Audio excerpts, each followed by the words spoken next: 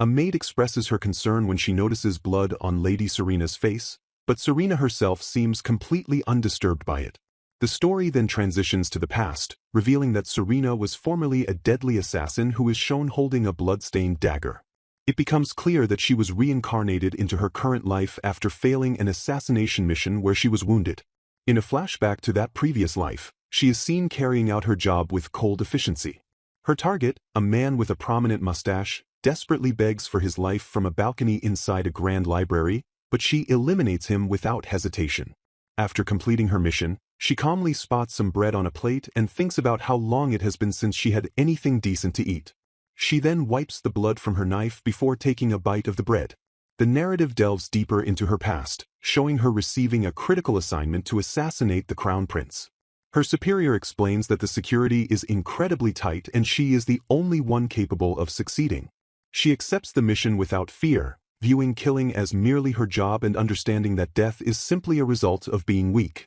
The scene shifts to her confronting the crown prince and his guards outside a castle at night. She acknowledges the skill of his retainers as a knight with light hair steps forward to protect the prince. When she threatens the knight, he refuses to back down. The knight states he would gladly give his life for the prince, a sentiment the assassin finds bizarre as she cannot comprehend the idea of dying for another person. The ensuing fight led to them killing each other, and as she died, she reflected that she didn't fear death and was only defeated because she was too weak to live. The story returns to her new life, where she has been reborn into a noble family. She is now known as Serena Violet, a young girl from a ducal household in the kingdom of Astra. Her current life is one of immense luxury and comfort, a stark contrast to her previous existence as an orphan from the slums who had to kill just to survive. Serena feels that her past experiences have made her quite adaptable, and she is managing well in her role as a young noble lady. One day, while she is having a tea party with her mother, a dog suddenly runs up and begins barking at them. Reacting on instinct, Serena swiftly attacks the whimpering dog with a knife, leaving her mother and the maids staring in absolute shock. Serena, holding the bloody knife, is genuinely confused by their horrified reactions. Her mother calls her actions cruel, but Serena defends herself by stating that the dog charged at her first. Serena privately thinks that nobles are irrational and live in a fantasy world, completely detached from reality. To manage the situation, she quickly changes her demeanor, pretending to be a frightened child and apologizing to her mother. Her mother embraces her, saying it's okay because she was scared, but sternly tells her never to do it again. Serena internally questions her mother's worldview, comparing her to the knight who was willing to die for someone else, a concept she still cannot grasp. Just then, a little girl arrives, calling out for her dog, Bruce. The girl is horrified to see her dog injured, and Serena's mother kindly offers to bring them inside to help. Serena quietly warns her mother that this could be a trick, as using children to lower a target's guard is a basic infiltration tactic. She is baffled by her mother's apparent lack of awareness of danger and notes to herself that she had fully intended to kill the dog, which surprisingly survived. Looking at her own hand, Serena realizes her new body is far more powerless than she anticipated, as even a cake knife and her full body weight weren't enough for a clean kill. She resolves to strengthen herself, finding it unacceptable to be unable to defend herself properly. She is later surprised to learn that her family has decided to adopt the commoner girl, whose name is Rosemary. Her mother explains that Rosemary is an orphan and that she felt it was fate that her dog wandered into their garden. Rosemary introduces herself as Serena's new sister, while Serena privately wonders if being wealthy makes people so incredibly naive. Serena decides to play the part of a normal girl for the time being. Rosemary, with her sad story and childish charm, quickly wins over the adults in the household. However, the maids are now wary of Serena and have been avoiding her ever since she stabbed the dog. 6 years pass, and Serena realizes that Rosemary's presence is actually a blessing in disguise. It gives her the perfect cover to be alone and train her body, since a duke's daughter engaging in physical training would otherwise seem strange. Now 12 years old, Serena has diligently performed basic exercises to regain some of her former strength and skill. She practices her aim by throwing a knife at a tree, satisfied that she can now use both hands proficiently. With the adults preoccupied with Rosemary, Serena has the freedom to train. She knows a kitchen knife is a poor weapon and is frustrated by the lack of real weapons in the mansion. She remembers how nobles are often targets for assassins due to political conflicts and for bandits because of their wealth, making a proper weapon essential for self-defense. Determined to be prepared, Serena decides to buy a weapon herself. She disguises herself as a commoner, sells some jewels for cash, and sneaks out of the mansion to a weapon shop in town.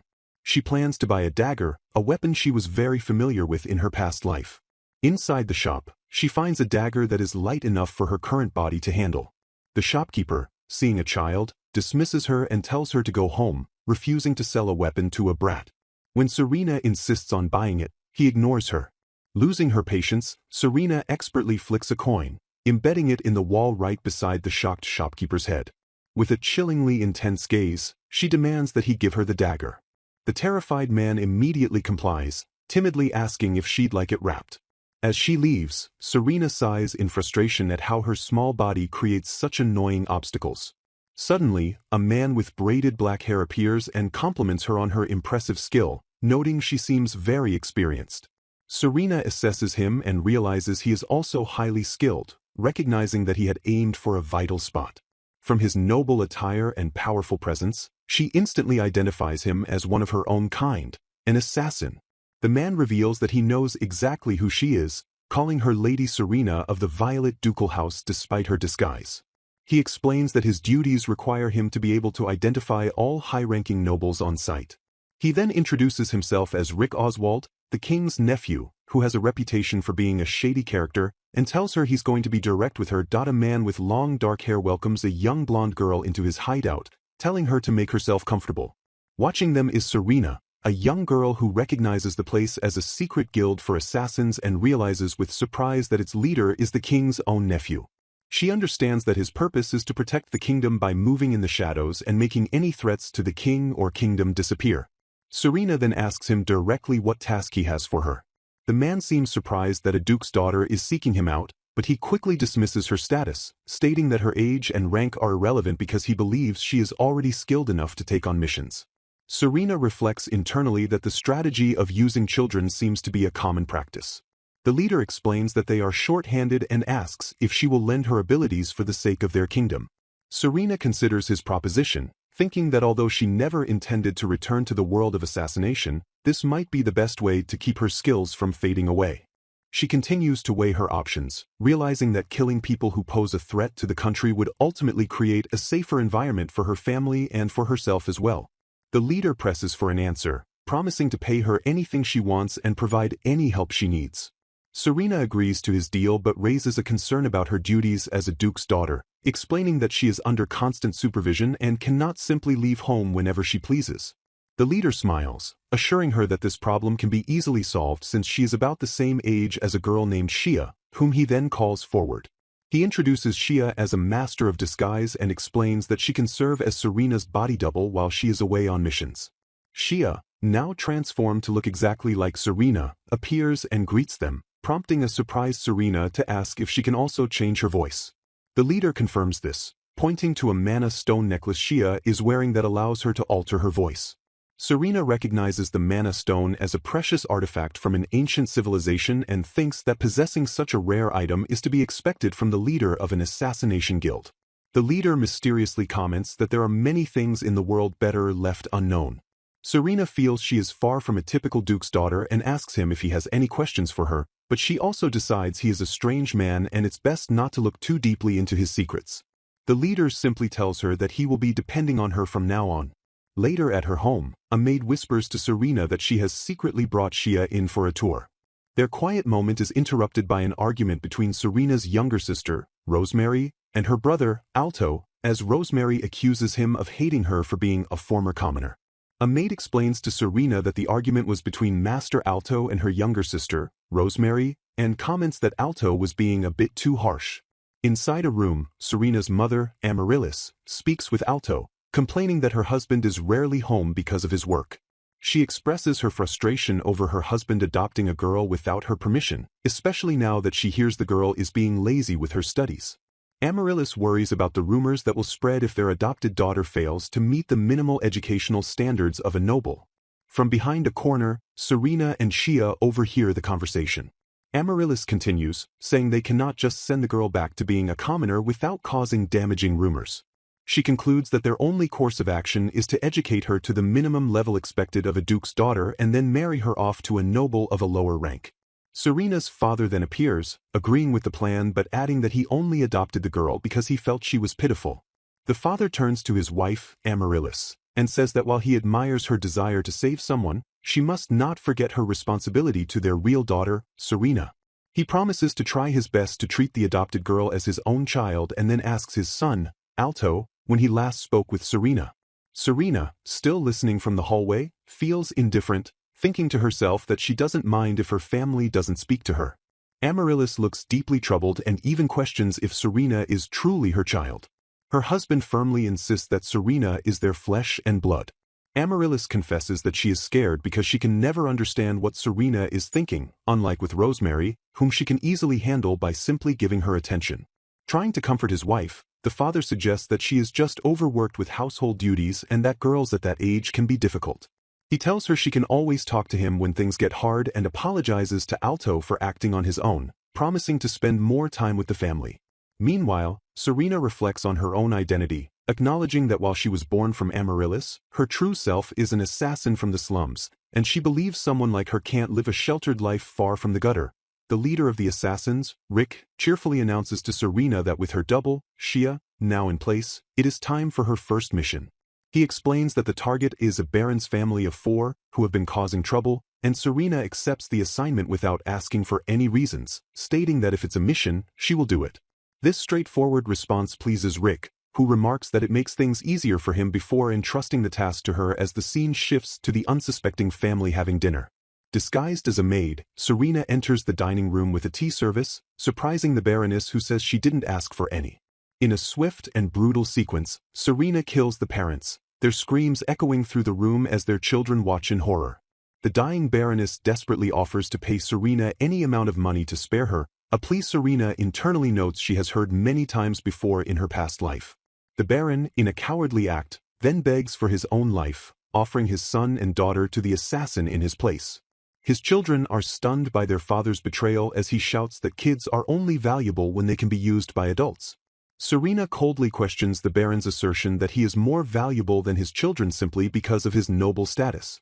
She reflects on the nature of life and death, stating that everyone eventually dies and that no human has intrinsic value. She wonders aloud if he contributed to the kingdom or changed history, and if he truly possessed such value, why the Almighty would allow him to perish. Holding her blood-stained dagger, she concludes that the answer is simple. With the final declaration that he is worthless, Serena kills the Baron. She looks upon the lifeless bodies of the family, thinking they are no different from the corpses of children in the slums and that all life, human or animal, is equally without worth. She wonders why so many nobles consider themselves to be so special. After completing her mission, Serena stands outside the grand mansion as it is consumed by flames, musing to herself that nobles are a strange bunch. Back at the hideout, Rick congratulates her on her first job, confirming the mission was a success. Elsewhere, a maid tells Shia, who is still disguised as Serena, that her father, Alto, had been asking for her multiple times. Shia internally thinks that Alto didn't need to keep his promise about spending more time with them. Rick expresses his curiosity about Serena, asking her how old she is. When she replies that she is 12, he seems intrigued. Serena reminds him of their agreement not to ask questions, and while he says he will leave it alone, he still wonders what she is. Rick then departs with Shia. A few weeks pass, and Alto has to go abroad again for work. As the family sees Alto off, he asks his wife, Amaryllis, to take care of the children. Serena watches and sighs, thinking things would be easier without him around. Her father then calls her name, startling her, and pulls her into a hug. He tells her to speak up if she ever has anything to say and promises to do whatever he can for her if it would help her achieve her goals. Serena feels the warmth from her father's embrace. She finds the sensation of being hugged uncomfortable but not disgusting, something she feels she will never get used to. Her younger sister, Rosemary, then asks their father for a hug as well. After embracing Rosemary, Alto bids farewell to his family and departs.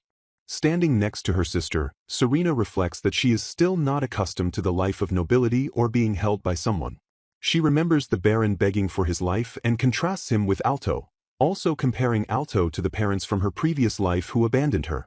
She concludes that Alto is a much better parent and that she was blessed to have been born into this family. She even thinks that she might have been able to live a happy life among them if only she didn't have the memories of her past. However, this moment of peace is shattered when Rosemary starts crying, falsely accusing Serena of stealing her necklace. In an instant, Serena's feelings change completely as she thinks to herself that she takes it all back and could never have truly fit into this world. A commoner girl named Rosemary, who reflects on her incredible turn of fortune. After her parents passed away in an accident, she was adopted into a noble household, becoming a duke's daughter and feeling like a fairy tale princess surrounded by maids in a beautiful dress. However, her new life is not without conflict, centering on the duke's biological daughter, a serious-looking girl with dark hair named Serena Violet. Rosemary secretly resents Serena, considering her arrogant and stuck-up, and even blames her for harming her dog, Bruce. Despite believing she is much better than the surly Serena, Rosemary is frustrated because she feels their father loves Serena more, a feeling underscored by an image of the Duke warmly embracing his biological daughter. The tension comes to a head when Serena is publicly accused of theft. A blonde maid declares that Rosemary's necklace was discovered inside Lady Serena's desk, presenting this as undeniable proof of her guilt. Serena remains composed, calmly questioning why she is being presumed guilty when no one actually witnessed her stealing anything. As the maid, Marin, tries to interject, Serena sharply rebukes her for daring to intrude on a family conversation, questioning when a mere maid became part of the ducal family.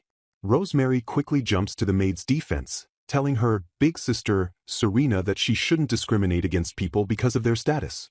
Serena looks menacingly at the pair, commenting on the nice combination they make and warning that if a maid were to interrupt royalty without permission, her head would roll then and there, causing the maid to recoil in terror. Returning to the matter of the necklace, Rosemary insists that the proof is that it was found in Serena's room. Serena flatly denies stealing it and cleverly turns the accusation around, suggesting that she has no idea how it got there and that perhaps Rosemary planted it herself or had one of the maids do it for her. Outraged, Rosemary shouts that Serena can't just accuse people like that. Serena, turning her back, coolly points out the hypocrisy in Rosemary's statement, as Rosemary was the one who started the entire situation by accusing her first. She adds that it would be simple for someone to sneak into her room and hide the necklace and that it seems Rosemary has plenty of people who would do her bidding. Flustered and cornered, Rosemary resorts to a personal attack, pointing a finger and declaring that Serena is only saying these hurtful things because she is jealous of her. Serena appears genuinely baffled by this claim, thinking to herself that while she has felt hostility from Rosemary, she cannot recall ever starting a fight with her.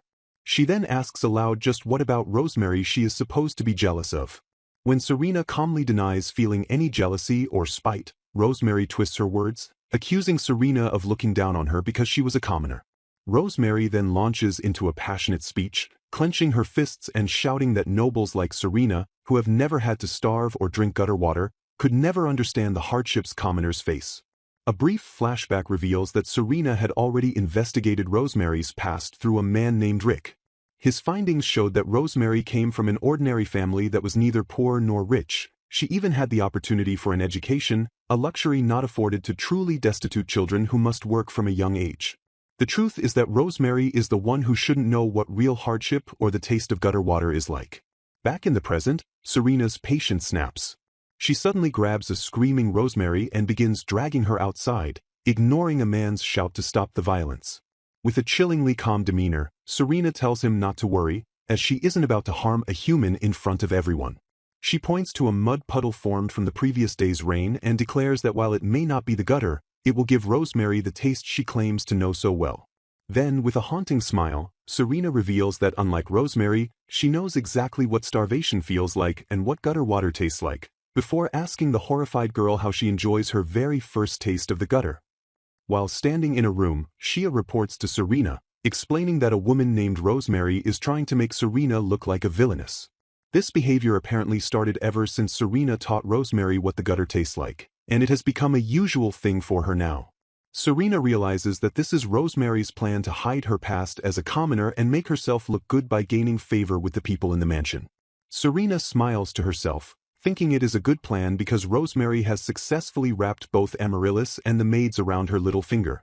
Shia adds that as a result, Amaryllis has been avoiding Serena like the plague, which Serena admits makes things much easier for her. Shia confirms that she also noticed Amaryllis had not come looking for Serena recently. Just then, Shia relays a message from Rick about a mission he wants to send Serena on the next day. The scene changes to a terrified man gasping for breath as he desperately calls out for help from someone he knows is strong. Serena appears in a dark hallway, and the man falls to the ground before her. She then swiftly stabs him from behind as he staggers and cries out in pain. As the man lies dying on the floor, Serena looks down and asks why he bothered to run when he was going to die anyway. In the background, a small, captive child sits against the wall with a shackle on his ankle. A full view shows the young, disheveled boy chained to a heavy ball, sitting alone on the cold stone floor near the dead man's body. Serena looks at the boy, observing his weary expression and realizing he is a child who is being held as a slave. She then walks toward him and extends her hand in an offering of help, asking if he wants to come with her. A later thought reveals that even Serena did not understand why she offered her hand to him that day. The boy accepts her offer by taking her hand, leaving his open shackle and chain behind on the floor as he goes with her. A young girl with two-toned hair stands next to a boy with dark, messy hair and visible injuries on his face and body. In the next scene, she has brought the boy before a man with long black hair and a fur-collared coat who is sitting at a desk. The man asks her why she brought the boy there, and she explains that she found him in the target's dungeon, while she herself quietly wonders about her own reasons. The man looks closely at the boy and notes his black hair and red eyes, concluding that he must be a child from the warring tribe with no mistake. He then questions why a child like him was in a dungeon as the boy stands beside the girl looking downcast. The narrative explains that the warring tribe was known for being a militant group whose members possessed strength beyond human norms, and they were eventually destroyed by a coalition of their neighboring countries.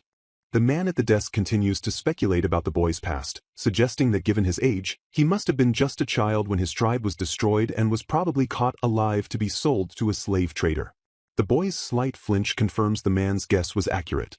The man then asks the boy, who he guesses is around 16, why he didn't try to escape his captors. With a deeply saddened expression, the boy reveals that he has nowhere to run and then confesses with tears in his eyes that he killed a man. A flashback begins, showing a younger version of the boy named Tiger amidst chaos as his home is attacked. The attackers shout that the tribe members are monsters and that this is for all the people they killed.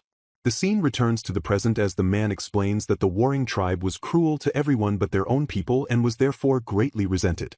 In the flashback, a woman who appears to be Tiger's mother hands him a large axe, telling him that as a man of his tribe, he must take down at least one enemy with him.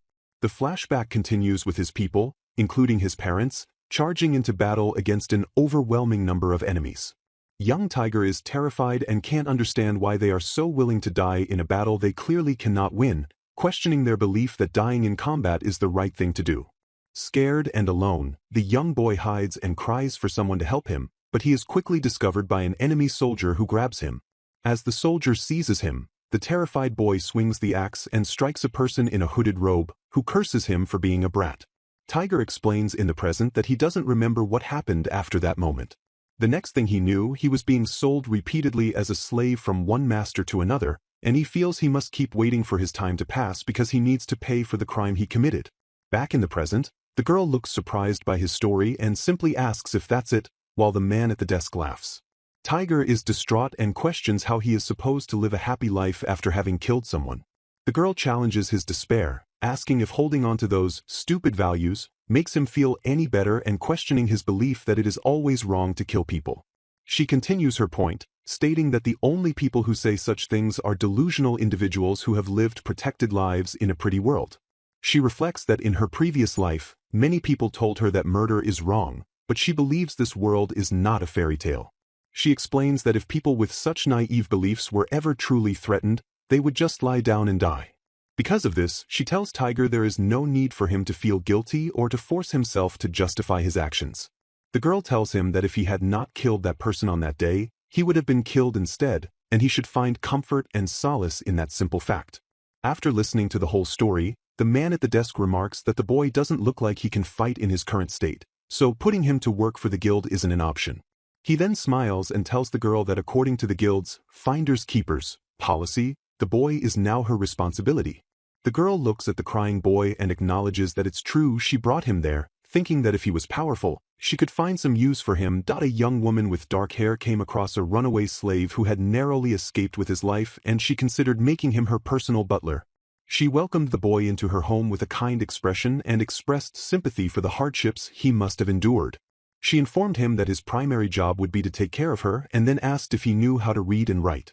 While the boy shook his head, she decided she would teach him everything he needed to know, including proper etiquette to meet the high standards of a ducal household. She reassured him that she would never ask him to help her kill anyone, but she insisted that he must master self-defense for his own protection. From that day forward, the girl, named Serena, began teaching the boy, whose name was Tiger, a wide variety of subjects. Tiger proved to be an earnest student who learned very quickly, taking to his studies like a fish to water as Serena instructed him at his desk. She also taught him how to maintain a better posture, which he readily accepted, and she discovered he was a natural prodigy with weapons, which was expected given his lineage. One day, a younger girl with pigtails named Rosemary noticed burn marks on Tiger's face and asked about them with a concerned look. She immediately assumed her big sister Serena was responsible and felt sorry for him, while wishing her sister would learn something about working hard. Rosemary continued to complain that her sister was the worst and that she was always being bullied by her too, as Tiger sat quietly reading a book. Just then, Serena appeared and told Rosemary to stop bothering others while they were working, causing Tiger to look up flustered and address her as Lady Serena. Serena praised Tiger for finishing his studies, which made him smile warmly as he felt appreciated. She then turned to Rosemary, who was trying to take a small break, and pointed out that her teacher was looking for her because she was procrastinating again. Serena commented on Rosemary's long break and mentioned hearing that she was far behind other children her age, wondering when she planned to catch up. Rosemary defended herself by saying she used to be a commoner, unlike children of noble birth. Serena responded sternly, asking how long Rosemary intended to use her past as an excuse now that she was a duke's daughter. She bluntly told Rosemary that if she couldn't act the part she could go back to being a commoner, and that if she disliked the situation she should start putting in real effort. Visibly upset and crying, Rosemary yelled that she hated her big sister before running away. After Rosemary left, Tiger asked Serena if it was fine to leave things like that, but Serena only sighed and predicted that her sister would go running to their mother again. Tiger found it strange because even though Serena was the heir and the real child, it seemed like the adopted child Rosemary was treated like the true daughter. He thought about how Serena's harsh words caused these situations, yet she never tried to clear up any misunderstandings, allowing herself to become isolated. When he wondered why, Serena explained that it was too much work to explain everything, especially to her mother. She added that she didn't care what others thought and actually found being left alone to be a good thing, which made Tiger wonder if she disliked her mother. Tiger reflected on Lady Serena, realizing that despite only knowing her for a short time, she was a mysterious person who was not only the Duke's daughter but also an assassin. He noted that she was younger than him but spoke like an adult and seemed to have a difficult time living in the household. This growing understanding filled him with a desire to learn more about her and to stay close by her side. Filled with new resolve, Tiger declared that he would do his best to become more useful to Lady Serena so he could remain with her for a long time. Serena, slightly taken aback, thought to herself that she had no intention of sending him back to being a slave, and then told him his determination was good to hear and that she would be depending on him. Rick smiles and notes that Princess Serena's social debut is approaching while also observing that her butler Tiger has grown up splendidly. A woman sitting nearby remarks that Rick sounds like an old man as Serena sips her tea. Serena discusses her preparations with Rick, explaining that learning manners for tea parties isn't too hard because she doesn't mind studying when needed, but she admits that her only problem is Rosemary. The woman elaborates that Rosemary has no interest in learning the basic etiquette required to avoid offending anyone, and she worries their house might die of shame if Rosemary makes her debut in such a state. She mentions that Rosemary's tutor and even her mother have given up on teaching her. In a flashback, the woman is seen encouraging Rosemary to study by telling her about a very important tea party where the prince's potential fiancé will be decided, suggesting that they must take her studies seriously to avoid any problems. Rosemary is then shown innocently asking if she has a chance to become the prince's fiancé, which causes Serena to look completely exasperated at the mere thought of such a thing ever being allowed. Rick then changes the subject, asking Serena if the daughter of the Rodwell Marquez will also be attending the party, to which Serena confirms she will be. Rick looks serious and asks Serena to please keep an ear open for anything noteworthy at the event. The scene then transitions to a grand tea party where Rosemary looks around in awe, exclaiming how amazing it all is, while Serena stands beside her with a stoic expression, looking completely unimpressed by the lavish gathering. Serena internally worries that Rosemary, whom she calls an idiot girl, will do something wrong since she barely mastered the minimum required etiquette to attend. A young lady with long, flowing hair approaches them and asks if the girl is Lady Rosemary. Serena recognizes her as Lady Shenna of the Rodwell Marquez house and realizes she is the one Rick wanted her to keep an eye on. Lady Shenna mentions that she heard the Violet house adopted a commoner girl and was looking forward to meeting her. Rosemary, failing to notice the subtle insult, gets flustered and bites her tongue as she excitedly says it's an honor to meet her. Lady Shenna continues her passive-aggressive remarks, saying she is glad to see Rosemary could make it to the party with no shame despite her birth, an insult that Rosemary completely fails to notice. Serena internally observes that Lady Shenna is quite skilled at this social game of veiled insults. To change the subject, Serena compliments Lady Shenna on her beautiful dress. Shenna smiles and says it is a custom-made silk dress from the neighboring country of Muspel, adding that her father buys her a new one for every tea party because she is fond of the texture. Serena's expression grows serious as she processes this information, thinking that something is not right. She knows the Rodwell Marquez family primarily deals in weaponry, and in these peaceful times, their income should not be enough to afford such extravagant high-end dresses for every single party. She begins to wonder if they could be secretly selling weaponry to foreign powers, a serious crime that would get their heads rolling if it were true. As she contemplates whether this is what Rick wanted her to investigate, an announcement is made that the princes have arrived. A crowd of guests immediately forms around the princes, and Rosemary excitedly tells her big sister Serena that they need to go and greet them as well. Serena, however, sighs and says that having so many people around is too tiring, deciding she would rather go and rest somewhere else. She tells Rosemary she can go alone if she wants, and walks away, leaving Rosemary looking a bit apprehensive about being by herself.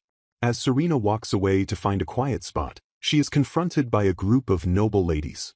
One of them, identified as Lady Scarnett of the Jordan earldom, mockingly questions if commoners these days are so lacking in manners as to ignore the princes.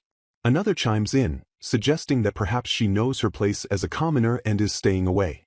Serena realizes they have mistaken her for Rosemary but is internally furious that a daughter from a lower-ranking earldom dares to berate her.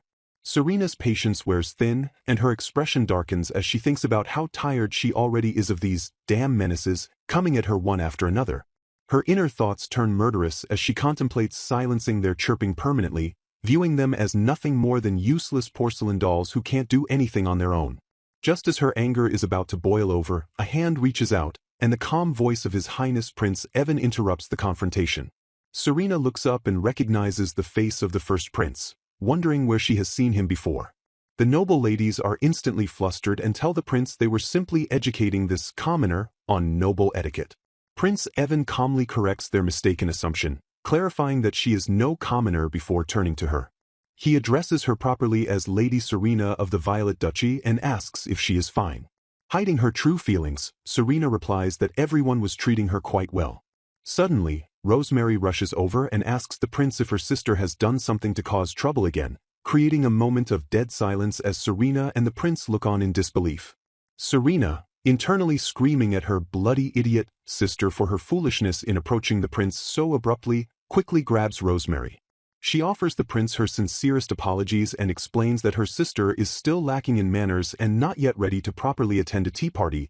Before announcing that they will be taking their early departure, a young girl cries out that she and her big sister just arrived at a tea party, but she is already being carried away by a man named Tiger. She struggles in his arms, complaining that it hurts and that she didn't even get a chance to eat any sweets, while in the background, a man and a woman in formal attire watch with shocked expressions. The girl's older sister, a dark-haired woman named Serena, instructs Tiger to leave with the child. As they walk away through a corridor, another woman calls out to Serena, asking why she is departing when the party is still in progress. Later, the younger sister is still pouting and exclaiming that she wanted to stay at the social function for a longer time. Serena, holding a cup, acknowledges that she also dislikes such events but gently tells her younger sister they should try to be a bit more sociable. The younger sister fumes, thinking that all they did was lose face and that her big sister's antisocial tendencies are the absolute worst. The girl, whose name is Rosemary, then yells at Serena, blaming her behavior on her ignorance of the struggles of common people. Serena calmly crosses her arms and responds that she is a former commoner and understands those hardships much better than Rosemary ever could. She tells Rosemary that if she wants to go back to being a commoner, she can, and Serena would even help her find a good job, adding that Rosemary is the one who doesn't want to leave her lavish lifestyle. The narrative states that the issue isn't really about sociability but rather Rosemary's own lack of common sense. Rosemary tearfully shouts that it's completely unfair to be treated this way just because she was born into a different background. Serena maintains a stern and unyielding expression as the narration explains that the world is an unfair place where one's circumstances are largely decided at birth. It continues by stating that if you cannot act like a noble, the other nobles will not accept you and will only look down on you, so if Rosemary insists on staying in this life, she must put in the effort it deserves. Later, an older woman gently tries to calm Serena down, suggesting they can overlook what happened just this once, while Serena thinks about how the girl disrespected the prince at the party. The older woman also expresses her hope that overlooking the incident won't lead to the ruin of their house. A bystander wonders if Rosemary might be the real daughter, as Tiger commends Serena for a job well done. Tiger mentions that he would have thought the madam would immediately assume the other girl was the real one. He explains that because the madam is a noble herself, her presence is different, and that the other girl lacks the distinct aura that nobility usually has. Serena ponders this, wondering why her mother doesn't seem to understand her words at all, even when what she's saying is correct from a noble's viewpoint. Tiger suggests that perhaps the way she speaks to her mother comes off as a little distant and that a softer approach might work better. Serena thoughtfully reflects on this, realizing that the way she says things could indeed be the problem. Tiger then reports that he passed on the information she gathered at the tea party to Lord Rick and that a new job will likely come from it. Serena sighs, thinking that families and mothers are just too complicated. She then concludes that, by comparison, an assassination is so much easier to handle. Sometime later, Serena sits at a table reading a newspaper while Tiger stands nearby. The headline declares that the Rodwell family was murdered during a robbery that went wrong. She discusses the news with Tiger, revealing that the family was apparently involved in the secret and illegal sale of weapons. They agree that bringing high-ranking aristocrats to a court of law would cause too much disruption to the kingdom, so they are dealt with in this manner instead. A smaller section of the article, shown alongside an image of a worried young woman surrounded by nuns, explains that the family's daughter, Shenna, was not involved in the incident and narrowly avoided the death penalty. As a result, she has renounced her name and joined a nunnery. The Rodwell family's power was then inherited by the late lord's younger brother, who is now under the close watch of the royal family. Tiger comments on how callous someone must be to see this as a happy ending, and he doubts that person and the madam will find common ground soon. Serena simply replies that it should be fine, because she has him. A young woman with dark hair tied back is startled to learn about a marriage proposal for someone named Rosemary. The scene transitions to a garden where she, another young girl, and an older woman are having tea. A man stands nearby as the older woman explains that Rosemary has received an offer of engagement, although it has not been finalized yet. The other woman at the table expresses her surprise, wondering why a prince would want to marry Rosemary. Hearing this, the first young woman looks completely shocked as she pauses with her teacup midway to her lips. The younger girl with twin tails then addresses her big sister, Serena, telling her not to be jealous just because the prince did not choose her. Serena, looking concerned, turns to the older woman and questions if this is truly a great development. The woman, identified as their mother, confirms that the offer is indeed from the second Prince Heinrich. A distressed Serena pleads with her mother, asking what she just said and begging her not to accept the proposal from the prince. Serena worries internally, questioning if her family understands the gravity of the situation. She recalls that Prince Heinrich's mother is a very ambitious concubine who plans to make her son the next king by removing the first prince from the line of succession. A diagram visually represents the political divide between the concubine faction and the queen faction. Serena understands that their family's neutrality in this conflict is what maintains the delicate peace among the divided nobles. Becoming more frantic, Serena argues that accepting the proposal would mean their house is no longer neutral. She insists that this must not happen and that such a major decision should not be made while the head of the house is away. However, her mother simply tells her not to be so dramatic while her younger sister asks her to stop saying weird things and interfering with her happiness. Serena looks down in defeat, realizing that her advice had no effect at all. Later, Serena sighs to herself, admitting she never thought any fool would actually want to marry Rosemary. Now that Rosemary and Prince Heinrich are officially engaged, Serena's mind races with the potential consequences. She believes the prince's mother is only after their family's fortune. Having heard the concubine is a noble supremacist, Serena is certain she would never allow a child to be conceived and will ensure Rosemary is either a wife in name only or killed once Heinrich takes the throne. Serena concludes that this is the worst possible outcome, as it will drag not only Rosemary but their entire house into the political turmoil. Elsewhere, Prince Heinrich complains to his mother, asking why he has to marry a commoner girl. He argues that if their target is the Violet Duchy, there are more suitable blue-blooded options, suggesting the beautiful Serena as an alternative. His mother calmly tells him to relax, clarifying that her goal is to secure their fortune, not for him to have a child with the girl she calls a gutter rat. The concubine further explains that Serena Violet is reportedly an outsider in her own home and is far too intelligent for their plans. She mentions that even Serena's own mother favors the other girl, remarking that these lesser beings seem quite cunning. The concubine's intuition tells her they need someone stupid who can be easily controlled, not someone smart like Serena. Heinrich is shocked to realize they are intentionally choosing the lowly girl over Serena. Sometime later, a blonde man who is the head of the house returns and angrily confronts a woman, demanding to know why she agreed to a marriage without his consent. The woman seems confused by his anger, believing it to be an excellent match. He furiously explains that it is a terrible idea when considering the reputation of the concubine and the prince, along with the entire political situation at the royal court. He sighs, telling her that just because the partner is from a higher station does not make it a good marriage, especially for Rosemary. Serena reflects on the situation, thinking that there's no guarantee of how a commoner would be treated and that the royal family could easily strong-arm them by saying they are doing them a favor. This is why Rosemary should have been more careful in choosing a partner. However, now that the engagement to a royal is set, it cannot be easily broken, and it will certainly have future implications. Her father then instructs Rosemary to maintain a distance from the royal family as they try to delicately balance their relationships with the nobles and the concubine, and Rosemary nervously agrees. The father then turns to Serena, apologizing and asking for her help to maintain their house's neutrality. Serena quietly agrees. In her room, Serena holds a packed suitcase and announces to someone named Tiger that they are leaving. A man's voice asks Lady Serena if she is serious. As Serena climbs out her bedroom window, she replies that she feels sorry for her father but cannot deal with the situation any longer and can live perfectly fine without being a noble. Just then, a man with long reddish hair appears below, remarking on her amusing way of leaving home. He asks where she is going and offers to escort her, introducing himself as Your Majesty Evan Encounter. The light-haired man, with a pleasant smile, invites the two of them to have a chat, gesturing for them to follow. The dark-haired woman looks on with a worried expression, while her companion whispers to her, contemplating whether they should just kill him and wishing the situation could be resolved more easily. Soon after, they are all seated inside a moving carriage, where the light-haired man leans back and casually asks what they want from him, noting that they seem to be busy running away from home. From inside the carriage, which onlookers recognize by its royal sigil as belonging to Prince Evan, the prince continues his questioning. He remarks that he never expected a young lady of her standing to be jumping out of a window with only a single suitcase and one attendant.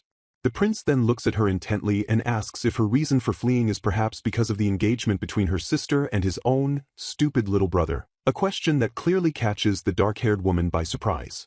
The woman gives a slight smile, finding the prince's thought amusing, while her companion sternly asks Prince Evan what the real purpose of his visit is.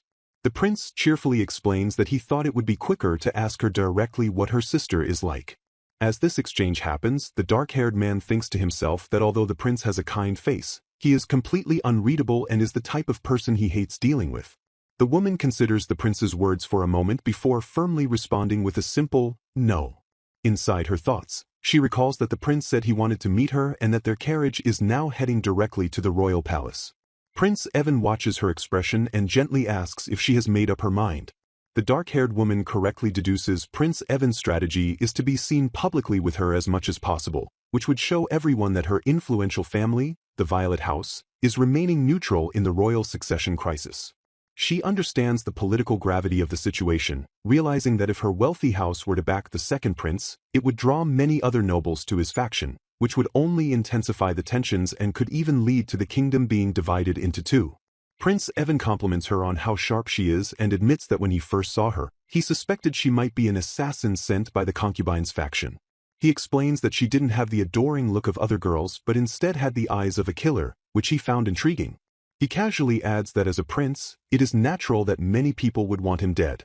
The woman claims that she is just a normal duke's daughter, but Prince Evan replies that saying so only makes her more suspicious. Her dark-haired companion explains that he had already warned his mother and sister about the dangers of the succession crisis and would rather not get involved. The prince then wonders aloud if the situation was truly so extreme that they had to run away. The woman states firmly that she has no obligation to follow her family to their ruin and that it is far more logical for her to build a new life as a commoner, since staying would likely end with her being executed. Prince Evan dismisses her plan to live as a commoner, telling her that a real duke's daughter wouldn't be able to survive because they can't even change their own clothes. He advises her to keep that in mind if she plans to continue pretending to be a noble, which causes her to wonder if he is suggesting that she isn't a real noble at all. Suddenly, a memory flashes in the woman's mind as she realizes why the prince's face seemed so familiar. A horrifying thought crosses her mind that he might somehow know about her past life as an assassin, because he looks exactly like the knight who killed her. While she is lost in thought, Prince Evan offers her a deal, promising that he isn't asking for her help for free and will provide her with a reward when everything is over, even guaranteeing that he will protect her from being executed. The woman internally weighs her options, acknowledging that she has nowhere else to go and that this is a second chance at life she should live to the fullest. Prince Evan presses for her answer, and she decides to accept his risky offer, believing she has her own form of insurance. She agrees to his proposal on one condition: she wants a written contract to make their deal official.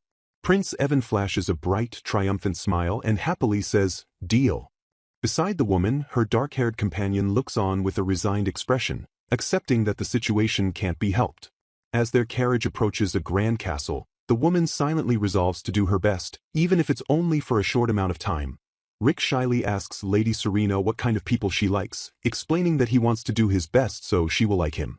Serena seems surprised and confused by the question, admitting she has never really thought about it before and wonders if it is simply the opposite of the type of people she dislikes. She mentally pictures a bratty, noisy, and stupid person as the type she hates. After a moment of contemplation, Serena decides that she probably likes a strong person who is also reliable and quiet. Rick has a sudden, shocked realization that Lady Serena must like mature men, but Serena immediately senses his impolite thought and calls him out on it. Later, Rick sits at a table with a large plate of food in front of him, looking overwhelmed by the portion size. Serena explains that his growth has been stunted by malnutrition and encourages him to eat all he can, at least until he looks the same age as her, since she is 4 years older. Determined to become the type of man Serena likes, Rick begins to eat enthusiastically with the goal of getting bigger. As Serena watches him, she reflects on the importance of food, remembering that she was also malnourished in her past life. Through his dedicated efforts, Rick eventually grows to an average height of 184 centimeters. A man named Tiger then asks Rick how he usually exercises, a question that leaves Rick looking confused. Tiger then observes a quiet, light-haired girl named Shia, remarking to Rick that she is even more silent than Lady Serena. He happily pats Shia on the head and comments that she seems happy to have people her age around, but Rick admits he cannot see any sign of her happiness at all. Tiger adds that Shia and Serena get along swimmingly, which surprises Rick. Serena, while sipping her tea, confirms that what Tiger said is true. Serena explains that she finds talking with Shia to be stress-free because, unlike other aristocratic daughters, Shia's speech contains no sarcasm or nonsense. Hearing this, Rick has a sudden epiphany and realizes that Shia must be the strong and silent type that he needs to learn from. He then turns to a very confused-looking Shia and, with a notebook and pen in hand, earnestly begs her to teach him, calling her master. A formal agreement is being finalized where one party is asked to act friendly towards the other, with the hint that their relationship could become more than just an act. Later, a man named Tiger stands with a very intense look, prompting a blonde-haired prince to apologize to Lady Serena for his intimidating appearance. Serena herself feels that his powerful gaze could have killed her twice over. As their business concludes, Tiger suggests it is time for them to leave, and Serena agrees with his assessment. The prince kindly informs Serena that a carriage is conveniently available to take her home, which puzzles her. He then clarifies that this is one of the perks her sister receives as the fiancée of the second prince. Elsewhere, Serena's sister, Rosemary, is shown reveling in her new status, feeling like a princess surrounded by royal maids and knights. However, Tiger reveals to Serena that these attendants are not there to serve her sister but to keep her under surveillance, a reality Rosemary seems oblivious to. As Serena and Tiger walk away, Serena decides it's not her concern as long as they don't bother her and heads back to her room. In her own chambers, Rosemary sits in frustration, annoyed that while everyone else treats her with newfound respect due to her engagement, her sister Serena's behavior towards her remains unchanged. She angrily wonders how long Serena will continue to look down on her, just as her maid, Marin, arrives with tea. Rosemary asks Marin if there has been any reply from Prince Heinrich to her letter, but Marin confirms there hasn't been one yet. Rosemary recalls that she hasn't seen the prince since their initial meeting at a tea party, and all their marriage arrangements have been handled through messengers. She concludes that he must be very busy, and Marin nervously agrees. Deciding to take action, Rosemary tells Marin she will write another letter to the prince to express her desire to meet him. Marin encourages this, believing His Highness would be pleased. Rosemary then privately reflects on her belief that this engagement has raised her status above Serena's and vows to make her sister understand the implications of her new position. The scene then shows a letter being delivered to a prince at his castle. This prince, Heinrich, is seen in a furious rage, shouting Rosemary's name and cursing her nerve. He impatiently demands to know if there is any reply from Serena, only to be told by a frightened attendant that there is none. Meanwhile, Serena is looking at a pile of letters in her room as a maid notes how many she has recently received from Prince Heinrich. The letters are filled with overly sentimental phrases like, "I want to meet you so badly," and "I'm on your side," which Serena finds so unbearable that she decides to ignore them completely. She muses that she knew the prince was a womanizer, but she is still shocked by the cringeworthy content he sends to his fiancée's sister and questions his motives. Her thoughts are interrupted when a maid brings her a meal, claiming it is an order from Lady Rosemary, which confuses Serena as she hadn't requested any food. Serena recognizes the maid as Marin and questions why she is acting as Rosemary's personal attendant when she is employed by the House of Violet. As Serena uncovers the dish, Tiger angrily begins to confront the maid. The meal is revealed to be nothing more than dry, moldy bread and a soup that looks like warm water, a meal Serena notes is worse than what a commoner would eat. She turns to the terrified maid, suggesting she must have been unaware of what she was delivering, implying severe consequences if she knew. In a sudden, intimidating move, Serena grabs the frightened maid's face, leans in close, and menacingly asks what punishment she was expecting for carrying out such an insulting order. Serena and Tiger stand together as another girl accuses a maid of barging into her room without permission and trying to force her to eat something she calls filth. The girl then claims the maid was following orders given by Rosemary, who looks completely shocked by the accusation. Rosemary becomes flustered and strongly denies that she would ever do such a thing while questioning why the girl would make such a claim. Serena observes this and thinks to herself that Rosemary is far too weak. Serena calmly takes control of the situation and asks if this means the maid acted alone, committing the serious offenses of entering a ducal daughter's room without permission and insulting her. With a serious expression, Serena declares that the maid will be whipped and her employment will be terminated, which causes the maid to look on in absolute terror. Rosemary desperately pleads for the maid not to be punished, looking very distressed. Meanwhile, the girl who made the initial accusation smiles slyly and questions Serena's cold-heartedness, suggesting a whipping is too extreme. Another woman also agrees that the punishment seems a bit too severe. Serena, however, remains resolute with her arms crossed, explaining that this is the customary punishment for someone who insults a noble. She argues that if they don't punish the maid, it would set a bad example and encourage others to act the same way. Serena further justifies her decision by stating that the death sentence for disrespecting royalty isn't unheard of, making a whipping seem like a minimal sentence in comparison. She then sarcastically asks if the girl is glad she possesses some mercy in her supposedly cold heart, leaving the girl looking stunned and speechless. Following the confrontation, the maid named Marin was whipped for her actions. Other maids are seen whispering among themselves, believing that after such an event, no one would dare to support Rosemary. The story then shifts as Serena confronts the girl again, asking what she is holding. The scene cuts to Serena, Rosemary, and Tiger walking purposefully into a room as onlookers express their surprise. Suddenly, the liquid from a cup is thrown, splashing all over the girl and causing her to fall backward with a shocked expression while Tiger looks on in disbelief. Serena closes her eyes for a moment, thinking that this feels familiar, as if she has done this before. Serena then calmly informs the disheveled girl that what she served was muddy water, not tea. The girl furiously denies this from the floor, shouting that she never served muddy water. With a smug smile, Serena remarks that the future princess consort apparently doesn't know the difference between tea and muddy water and that she should consider this a lesson. Serena presses further, asking which maid she intends to blame this time. The girl panics, insisting she knows nothing before trying to threaten Serena by claiming His Majesty dotes on her and will punish Serena once he finds out what happened. Serena appears genuinely surprised to hear the claim that the prince dotes on the girl. Serena dismisses the threat, stating that Prince Heinrich has never shown any interest in Rosemary and advising the girl not to cling to false hopes that will only hurt her in the end.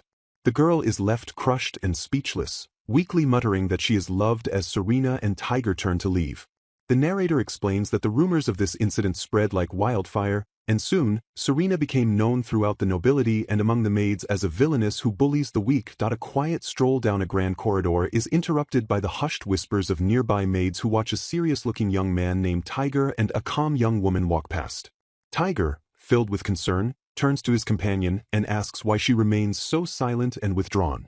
The girl, whose name is Serena, looks away with a knowing sadness, thinking to herself that speaking is useless since people only believe what they want to believe, and the truth can be easily twisted depending on who is telling the story. Their path is suddenly blocked by an arrogant, blonde-haired knight who aggressively demands to know who Tiger is to address a noble heiress in such a common way. He warns them to show proper respect, declaring that Lady Rosemary is destined for a royal marriage and they will regret any insolence. The knight proudly announces that he is assigned to protect Lady Rosemary, who is about to marry into the royal family, and he scoffs as if he has nothing to worry about, asking if they aren't more concerned for themselves. Tiger's face contorts with rage and he starts to move forward, but Serena calmly holds out a hand, telling him to stay put. With a look of resignation, Serena comments on how unpopular she seems to be, while a frustrated Tiger notes that the knight is purposefully ignoring the truth of the situation. The knight smirks with disdain, reflecting on his hatred for people who believe their actions are justified simply because they are serving their own brand of justice. Serena then cleverly taunts him, sarcastically remarking that she was unaware that His Majesty Heinrich's leash was held by his fiancée and her knights. Stunned by her audacity, the knight explodes in anger, questioning how she dares to speak ill of His Highness. Serena continues to press him with a playful giggle, pointing out that all of his threats are clearly backed by the prince's authority, which must mean the prince approves of his behavior. Pushed past his limit, the knight furiously calls her a brat and strikes her with a powerful punch, sending her flying across the hall. Tiger screams Serena's name in absolute horror, his face a mask of shock, as the maids in the background gasp in unison. The knight points a finger at the fallen Serena, threatening that she won't escape unharmed if she continues her defiance. But in a stunning turn of events, Serena recovers with lightning speed, drawing a sword in a flash. Before the knight can react, she brings the weapon down, forcing him to his knees in a single, powerful motion. Serena now stands over the defeated knight, her sword held steady as she coldly tells him to know his place. She leans in and warns him that if there is a next time, she will ensure he doesn't live long enough to feel regret. Just then, another knight arrives on the scene, asking what is happening. The new knight approaches Serena, asking if she is also one of Rosemary's knights before noticing the red mark on her face with great alarm. Instantly, Serena's demeanor shifts to that of a frightened victim, and with tears in her eyes, she points to the knight on the floor, claiming he hit her simply because of rumors that she was mean to her sister. The blonde knight desperately denies it, but the new knight furiously confronts him, demanding to know why he would raise a hand against the daughter of a duke and why his sword was drawn when there was no apparent danger. The defeated knight realizes with dawning horror that he was the one threatened with a sword, but no one would ever believe such a truth. He understands that the idea of a pampered duke's daughter being skilled enough to draw a sword is too unbelievable for anyone to accept. The second knight bows deeply to Lady Serena, apologizing for the incident and promising to report the man and see him punished to the fullest extent of the law. As Tiger suggests they treat her wound, Serena simply agrees and tells the knight she will leave the matter in his hands. In the quiet aftermath, Tiger looks on with a deeply troubled expression while Serena stares forward, her face cold and resolute despite the mark on her cheek. A young man with dark hair sighs heavily as his cheek shows a fresh wound while a concerned young woman named Lady Serena carefully tends to his injury. She expresses that he shouldn't be angry about getting hurt because protecting her is not his responsibility, and she reminds him that he is her butler, not a bodyguard, and that she had ordered him not to move in the first place. The butler explains that his wound was a worthwhile price for dealing with some annoying individuals and reassures her that they were not royal knights since harming one would have been too severe an action.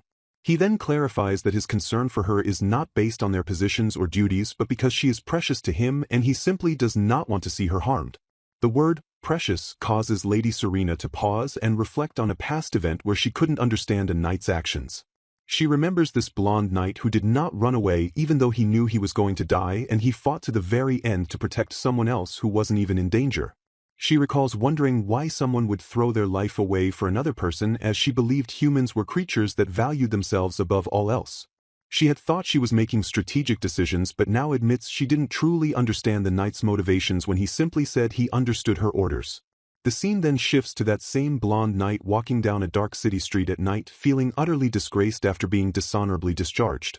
He shouts in frustration about how much he had to endure to achieve his position and angrily curses Serena Violet, calling her a monster who is even worse than the rumors suggest. Suddenly, a mysterious figure wearing a dark mask confronts him, and the discharged knight, startled, calls him a creep and assumes he is a thief. This masked man, who is actually the butler Tiger, mutters to himself that Lady Serena told him to leave the man alone, but that he feels unsatisfied with that command, and as the knight threatens that he will remember this moment, Tiger coldly tells him that he will not. The knight tries to assert his authority as a proud knight of His Majesty Heinrich, but is met with an ominous silence before he lets out a final, terrified scream. The next day, a crowd has gathered and gossips about a murder that occurred in the back alleys where a corpse was discovered. The people mention that the victim's face was so badly damaged that he couldn't be identified, leading one person to wonder if it was a robbery gone wrong, while Lady Serena quietly listens from the edge of the group. Elsewhere, Tiger reflects on his past, remembering a time when as a child he feared the inherited power of his clan because he believed murder was wrong. Now, however, he feels no fear and believes that no sin is too terrible if it is committed to protect Lady Serena from harm. Just then, Serena approaches and asks him if something has happened. She notes that he seems to be in a particularly good mood, and Tiger replies that there was a person he disliked, but he dealt with the problem the previous night and now feels completely refreshed, leaving Serena to simply tell him to take care of himself. A young lady with bows in her hair bursts into a room with great frustration, shouting at her big sister and calling her the worst for supposedly sending her knights away. The younger sister, with a distressed expression, assumes this was done out of jealousy over her engagement to the prince, while the older sister, Serena, remains calm and wonders about the sudden intrusion. Serena logically explains that a duke's daughter wouldn't have the authority to dismiss a royal knight, questioning her sister's understanding given her royal engagement. Later, a man delivers a letter to Lady Serena, and she wonders to herself if it's another one from His Majesty Heinrich. The man confirms it is not from him, and as Serena reads the contents, she is visibly shocked by what it says. The following day, Majesty Evan and Highness Heinrich make a formal visit to the duchy, and a woman who appears to be the sister's mother asks her two daughters to give the guests a tour of the manor. The younger sister excitedly agrees with a cheerful okay, while Serena quietly says yes, feeling a sense of dread that something is about to go wrong. The younger sister immediately clings to her fiancé, Heinrich, expressing how happy she is that he finally came to see her. Serena recalls the letter from the previous day, which was from Heinrich announcing his visit, and she thinks about how she had informed Evan about receiving letters from him. She understands her sister's excited reaction since Heinrich has been ignoring her, but she is still worried about how aggressively she is clinging to him. While they walk, Evan comments on how passionate Serena's little sister is, and Serena asks him why he decided to come along. Evan replies that the reason is obvious, leading Serena to correctly guess that he is there to prevent nobles from getting the impression that their house is aligned only with Heinrich. Evan cheerfully explains he simply heard Heinrich was coming and decided to join him, though Serena internally suspects he has spies keeping an eye on Heinrich. Evan then asks Serena what she did with the letters Heinrich sent her, and she nonchalantly admits she destroyed them all. She reasons that if she doesn't read them, it's the same as never receiving them in the first place. Evan points out that the messenger who delivered the letters could be punished for her actions, but Serena coldly states that it's none of her concern and is simply the messenger's luck, or lack thereof. Evan calls her cruel, but Serena replies that she only lives for herself and tells him that if he wants to save the messenger, he can do it himself. Evan then tells Serena that he finds her to be very special and not at all like a typical noble's daughter, so much so that he had one of his underlings investigate her. He admits that at first, he thought someone might have killed the real Serena and taken her place. However, he dismisses the idea of her being an assassin masquerading as a noble because anyone skilled enough to do that would act more normally, and she is far too odd to be a plant. Serena internally scoffs at the idea, thinking she is not some third-rate assassin. Their private conversation is suddenly interrupted by Heinrich, who calls out and asks how long they plan to whisper to each other. Heinrich approaches Serena and expresses his relief at finally meeting her, explaining he was worried since she never responded to any of his letters. This confuses the younger sister, who exclaims that she was the one who didn't receive any letters and wonders if they were sent to her big sister instead. With a pleasant smile, Serena feigns ignorance and asks what they could be talking about, especially in front of Heinrich's own fiancé. Evan intervenes, telling Heinrich there's no reason for him to be corresponding with Serena when he's engaged to her sister, Rosemary, which makes Rosemary suspect her sister is interfering. A tense atmosphere develops as Heinrich claims he was simply trying to build a better relationship with his future sister-in-law. Evan fires back, pointing out that Heinrich hasn't seen his actual fiancée even once since their engagement 6 months ago. He sarcastically questions if Heinrich would rather have a closer relationship with the sister than his own fiancée, alluding to the many rumors about Heinrich playing around. In response, Heinrich can only vaguely state that he was busy with stuff. A serious discussion begins about the need for careful conduct to avoid misunderstandings that could harm Lady Serena's reputation. In a close-up image, a surprised Rosemary, with her hair in pigtails held by a black bow, learns that the conversation concerns her too. The blonde-haired Evan then appears behind a confused Rosemary, whose back is to him, and he warns her against starting unnecessary rumors based on her own assumptions. The story then shows a flashback where Rosemary is seen at a tea party with other noble daughters, and it's revealed that she has been bad-mouthing Serena to them ever since her engagement.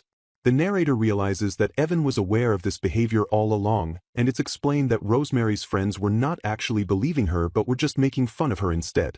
The scene returns to the present where Rosemary is crying with tears streaming down her face, telling Evan he is horrible for saying she has no friends. Beside her, a calm Serena watches and internally notes that her sister has started her waterworks, wondering if even Evan would fall for her tears. Evan simply offers a gentle smile and tells Rosemary to consider his words as friendly advice for her future social interactions. He then turns away, suggesting they should leave before the tea gets cold, leaving Rosemary looking flustered in the background. The subsequent tea party is described as a disaster, where a cheerful Heinrich with spiky brown hair became the center of attention, as Rosemary was determined to keep him focused only on her. The situation grew more chaotic as a smiling Evan also vied for Serena's attention by constantly asking her questions, while a moody man named Tiger loomed over them with a dark expression throughout the entire event. A worried-looking Serena is shown holding her teacup, hoping never to experience such a troublesome party again. Her hopes for peace were short-lived, as a laughing man with a braided ponytail and a fur coat soon appeared. He excitedly approaches Lady Serena and asks about the rumors of her and her sister fighting over Heinrich. He gleefully explains that the story of Heinrich relentlessly pursuing her with letters and tea parties has become popular gossip among the nobility. A frustrated Serena holds her head in her hands, sighing that of course he knew about it. She tells him to stop spreading unpleasant gossip, calling him a scary mutt while noting that he always seems to arrive with His Majesty, Evan. The narrative continues, showing that Evan and Heinrich have been visiting Serena more and more often, much to her exhaustion. She finds her sister Rosemary's presence during these visits annoying as well. Serena observes that His Highness Evan doesn't bother to correct every one of Rosemary's mistakes, like how she impolitely sits down before the prince does. This leads Serena to wonder if the kingdom's royals are just unusually tolerant, and she admits that she has started to act more relaxed around Evan lately. Later, Serena is praised for doing a splendid job in keeping the political factions balanced through this complicated situation, and she considers asking for an extra reward. She has a moment of realization, remembering that the gaudy man who spreads gossip is also a member of the royal family, a fact she nearly forgot.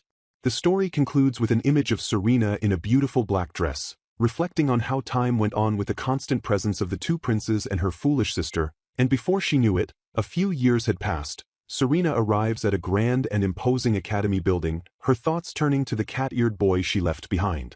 From her point of view, the boy looks heartbroken as he dreads the life he must now live without her, feeling as though he's a pet left at home while its owner goes on vacation.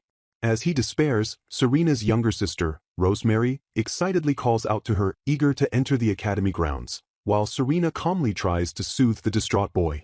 Once inside, Serena and Rosemary are seen walking with a dark-haired young man among other new students. It is explained that upon turning 16, the two sisters were sent to this academy for young nobles. The main goal for the nobility is to forge new connections and learn the ways of society, and Serena, having never attended a formal school, was quite interested in the experience. As the sisters walk away into the crowd, the cat-eared boy watches them go with a sad and lonely expression. Suddenly, Serena and Rosemary are stopped when an unseen person declares that commoners are not welcome there, causing them both to turn in surprise. The person who spoke is a blonde girl named Lady Scarnet, who approaches Serena and comments that it has been a while since they last met. Scarnet then mentions that she has heard rumors about Serena becoming quite friendly with Prince Evan lately. Serena appears confused as she tries to place the girl's face, wondering if Scarnet has mistaken her for Rosemary. Scarnet ignores her confusion and presses on, saying she would love to know exactly what Serena did to get closer to the prince. She then adds that she has no intention of missing the prince's upcoming speech and suggests they should all go. Later, during the freshman address, a handsome blonde young man named Evan Estert stands at a podium representing the new students. In the audience, Lady Scarnet stares at him with sparkling eyes and a blush, completely captivated by his elegance. Serena sits beside her looking unimpressed, having realized that Scarnet's animosity stems from jealousy over her friendship with Evan.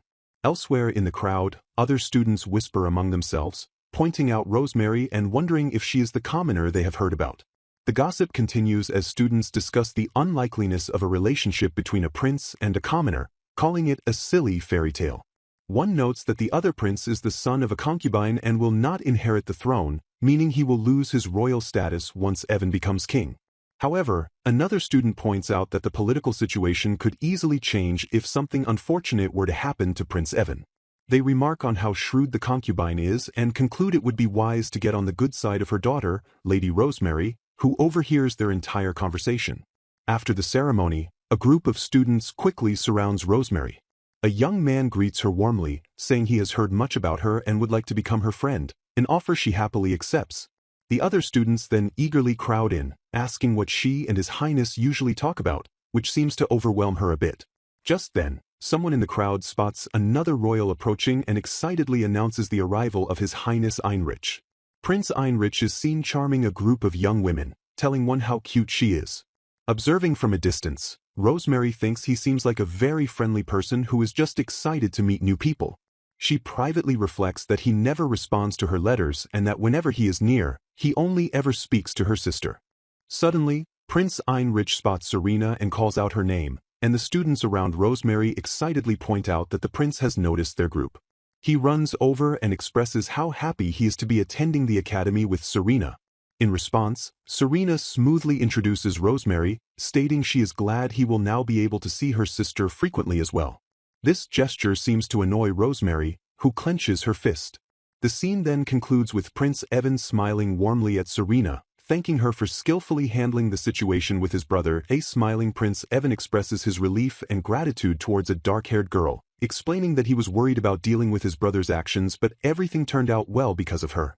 He is genuinely happy for the opportunity to attend school with her, while she looks back at him with a somewhat blank expression. The girl then questions if one's school partner truly impacts their academic performance, a thought that seems to puzzle the prince. Prince Evan changes the subject, asking why she is all alone and pointing out that the atmosphere was a bit suffocating. He recalls that she was also avoiding the crowd when they first met and asks if she dislikes large groups of people. She quietly confirms that she does. Internally, she reflects on her dislike for crowds, especially when she becomes the center of attention. She remembers that in her previous life as an assassin, her goal was to remain unnoticed, but in her current life, she seems to attract infamy without even trying.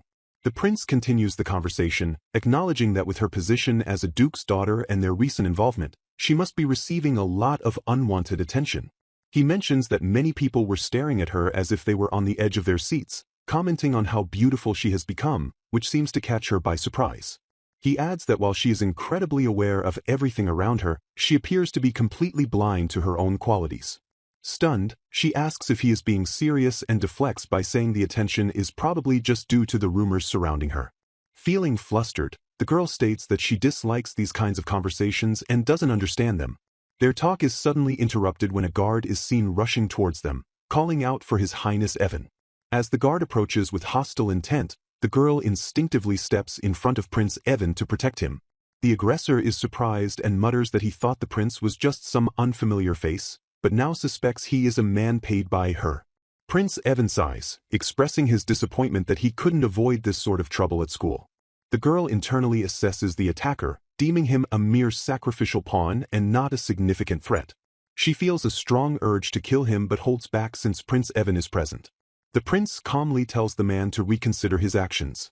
Before the situation can escalate, another man named Tiger dramatically intervenes, striking the ground and furiously warning the attacker not to get near Lady Serena. A flustered Tiger apologizes to Serena, explaining he was just observing for a moment before returning to her side. Serena admits she didn't notice him because of all the attention she was receiving and playfully asks if he fell out of a tree. She tells him to be careful and not get caught, which makes him blush as he thanks her profusely. With a new scratch on his cheek, Tiger solemnly vows to always protect Lady Serena, as Prince Evan watches them quietly. After the commotion, Prince Evan remarks that they will need to deal with the attacker soon, and Tiger agrees that they should call the real guards. The prince then turns to Serena, thanking her for saving him and asking how she sensed the danger. Serena, looking slightly surprised, replies that her reaction was just by chance. However, she privately wonders why her body moved to protect him when she herself was not in any danger. She questions if it was an instinctual reaction to sensing the man's malice, feeling that this world is filled with things she simply cannot comprehend. Just then, the prince's official guards arrive, and as Prince Evan waves to them, Serena quickly instructs Tiger to hide. Amidst the chaos, she looks ahead and wonders if attending this school will eventually help her understand the mysteries of her new life. Serena's mother looking on with a concerned expression as she asks about her other daughter, Rosemary. From a distance, she watches Serena walk alongside a man in a long coat.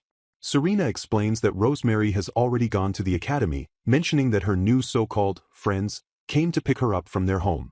The mother clasps her hands together with a happy smile, expressing her gladness that Rosemary is fitting in so well with the crowd. She then turns her attention to Serena, asking if she has also gotten used to school life. Serena simply replies that she isn't facing any issues. As Serena walks away with her companion, she thinks to herself about the conversation, wondering why her mother looked so unsatisfied even after she had reassured her. Her companion remarks on what an awfully awkward mother-daughter talk that was.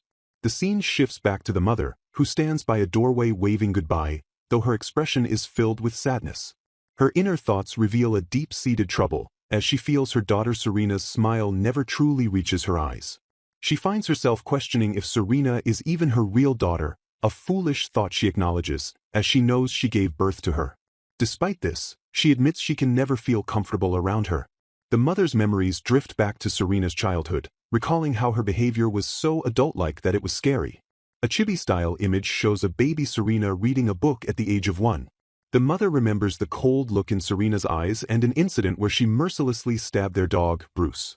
She concludes with the sorrowful realization that she has never seen a real smile on her daughter's face, not even once since the day she was born. The mother wonders how it's humanly possible for a child to be this way, believing Serena grew up faking her smiles and that a dark abyss stares back from her eyes. The perspective then changes to Serena's point of view. A young man with cat-like ears blushes as he promises to do his best to watch over her, and Serena coolly tells him to try not to get caught. Serena walks through a grand hall at the academy, thinking that while a few months have passed and she's used to the life, it comes with quite a few annoyances to put up with. Just then, a voice calls out her name. The person who greeted her is the first prince, Evan Estert, one of the annoyances she was thinking about.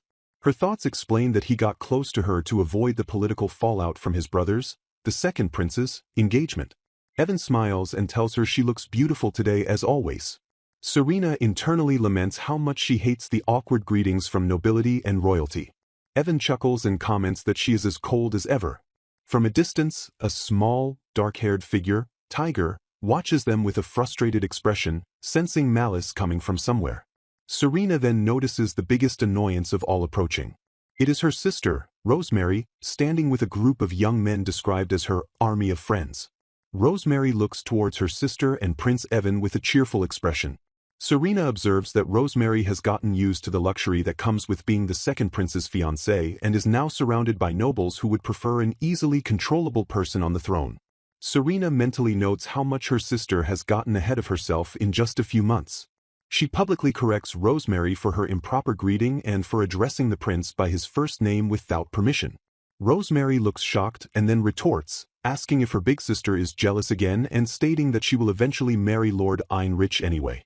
Serena continues to lecture her, reminding Rosemary that she is only a fiancée at the moment, not yet a member of the royal family, and that any noble worth their salt is expected to be well-mannered. In response, Rosemary's eyes fill with tears as she turns to Prince Evan for sympathy. She cries out that her sister always bullies her like this and complains to Evan that she will eventually be his sister-in-law, so it should be fine to call him by his name. Rosemary continues her act, claiming that Serena is forgetting her place and thinks she is worthy of becoming the next queen. She then leans in towards Evan, warning him that Serena has her sights on him and that treating her nicely might give her the wrong impression. However, Prince Evan does not look convinced. Instead, he turns to Rosemary with a stern and menacing glare, cutting her off. He coldly asks just who she thinks she is talking to, suggesting that perhaps she is the one who doesn't know her place. A man in a formal white uniform publicly confronts a young girl named Rosemary in front of a crowd. He sternly informs her that she does not have his permission to address him in such a familiar way and declares that she will never become part of the royal family. He further explains that another individual named Heinrich will be removed from the royal family and given a new title once he comes of age, while Serena, a woman with long black hair, stands nearby. The onlookers appear confused by this unexpected announcement. The crowd begins to whisper among themselves, questioning the kind of upbringing the Violet household provides since Rosemary seems completely unaware of these royal protocols. The man in the uniform continues, adding that any child between her and Heinrich would not be included in the line of succession. Rosemary looks utterly shocked by this news. A guest then remarks that it's irrelevant anyway because she lacks even a single drop of noble blood, causing Rosemary to blush with embarrassment as she nervously clutches a rose. Overwhelmed, Rosemary begins to cry, complaining that everyone is being cruel just because she used to be a commoner. A man with light-colored hair steps in to comfort her with a hug, as the crowd murmurs that she is clinging to someone who isn't even her fiancé. The man in the white uniform, identifying himself as Heinrich's elder brother, approaches the pair and apologizes for his brother's behavior. He then questions the comforting man's motives, asking if he orchestrated this flashy scene just to spite Heinrich, while warning him that such actions will not win him any affection. Heinrich's brother sternly advises the man to be careful with his methods. Meanwhile, someone in the crowd observes that Heinrich, who has dark hair, doesn't even give Rosemary a single glance. Heinrich then turns to Serena and says it is time for them to leave, and the two walk away together. As they depart, Serena silently wonders why Rosemary continues to cling to Heinrich so desperately. She recalls that Heinrich constantly entertains other noble ladies at school and that even when he visits their home, he ignores Rosemary and focuses all his attention on Serena. Serena speculates whether Rosemary's attachment is genuine love or simply a fear of losing the extravagant lifestyle she now enjoys. This train of thought leads her to ponder the very concept of love, a word she finds both obvious and perplexing. Serena's mind drifts back to her previous life, where she recalls many clients hiring her in the name of love, either seeking revenge for betrayal or trying to win back a lost lover. She doesn't understand why people obsess over something as intangible as love, viewing it as a frivolous and unnecessary part of life that one can easily live without. Later, while Serena is having tea, a dark-haired man with a scar on his face approaches her. He tells her that he has been confused about something for a while and asks directly why she hasn't gotten rid of her idiot sister, Rosemary. Serena calmly replies that she has considered that same question herself. She then admits, to be honest, she has been tempted to kill her sister at least 100 times already. The man is visibly shocked by her candid confession. Serena calmly explains her reasons for hesitating, mentioning that Rosemary is almost always with a witness whenever the thought crosses her mind, and ultimately, she isn't worth the trouble. She adds another significant reason, which is that their mother cherishes Rosemary for some unknown reason, and Serena would feel sorry for her mother if she were to take that away. The man insists that Serena should be more assertive about her own position in the family. Serena elaborates that she feels sorry for her mother precisely because she has a daughter like herself. She imagines that if she had never been born, her mother could have had a normal daughter instead. In her mind, this alternate daughter would be a pure, innocent girl, completely unaware of the world's darkness, who could share simple, happy conversations with her mother as a normal child would. A final image shows Serena and a woman resembling her mother standing back to back, symbolizing their emotional divide. Serena concludes that because of her past memories, she can never be the ideal daughter her mother might have wished for. She acknowledges that, in the end, she doesn't even know how to love her mother in the first place. In a grand classroom, the tranquil scene of Lady Serena reading a book is abruptly interrupted as she is confronted by a group of noblewomen. The group's assertive leader, Lady Scarlet, stands with her hands on her hips and demands to know why Serena's younger sister has been so disrespectful towards Lord Evan. The confrontation continues as one of Lady Scarlet's companions gossips that rumors are spreading throughout the school, with people calling Serena's sister a whore for entertaining many men while being engaged. Serena maintains a composed smile, internally acknowledging how embarrassing the situation sounds, while her expression hardens as she realizes her accusers are resorting to attacking her sister, a former commoner, because they cannot find fault with her own character. Lady Scarlet then directly criticizes the behavior, suggesting it is excessive even for the fiancé of Prince Heinrich. Lady Scarlet launches into a lengthy and passionate lecture, pointing dramatically at Serena as she speaks. She belittles the Violet household standing despite it being a ducal house and criticizes Serena's own antisocial nature, claiming she has very few connections. She sternly warns Serena that relying solely on her family's name without putting in any effort will lead to future regrets. Throughout this tirade, Serena looks on with a calm and surprisingly impressed expression, while Lady Scarlet's followers clap in awe of her ability to speak for so long without taking a breath. Serena silently marvels at this unusual talent. One of Lady Scarlet's followers, annoyed by Serena's silence, calls her an idiot and demands she respond to the advice she was given. Serena calmly refutes the insult, explaining that she was merely impressed by Lady Scarlet's remarkable lung capacity. She then completely disarms the group by stating that she is of sound mind and fully agrees with every point Lady Scarlet made. Momentarily flustered by the unexpected agreement, Lady Scarlet collects herself with a slight cough, accepting Serena's understanding of the matter. Serena confirms that she has nothing to add to the flawless assessment. The conversation then shifts as Lady Scarlet remarks that she rarely sees Serena's sister, Lady Rosemary, together with Prince Heinrich, prompting her followers to whisper about the possibility of Rosemary being cast aside. Serena thoughtfully gazes into the distance and concurs that she too has noticed their infrequent appearances together, as the scene transitions to an elegant outdoor gazebo. Other noblewomen are shown discussing Lady Rosemary's behavior, judging her for surrounding herself with an entourage of young men. They speculate that she is trying to spite Prince Heinrich for his own flirtatious habits and express concern that her actions are unbecoming of a noble daughter. The story then reveals Prince Heinrich himself, lounging casually in the gazebo with several other women fawning over him. One woman asks to spend the night with him, while another insists it is her turn. The prince appears non-committal, mentioning he also has to meet with Serena, and when asked if he has been with Serena, he clarifies that he has not yet. At that moment, a distraught-looking Rosemary, her face flushed with anger, approaches the prince and his companions. One of the women mockingly comments on how scary Rosemary appears as Rosemary confronts them directly. She furiously yells at the women, whom she deems to be of low aristocracy, telling them they are unsuited for Lord Heinrich and demanding they leave him immediately. Prince Heinrich looks at Rosemary with a condescending smirk, questioning how a former commoner like her has the right to make such demands.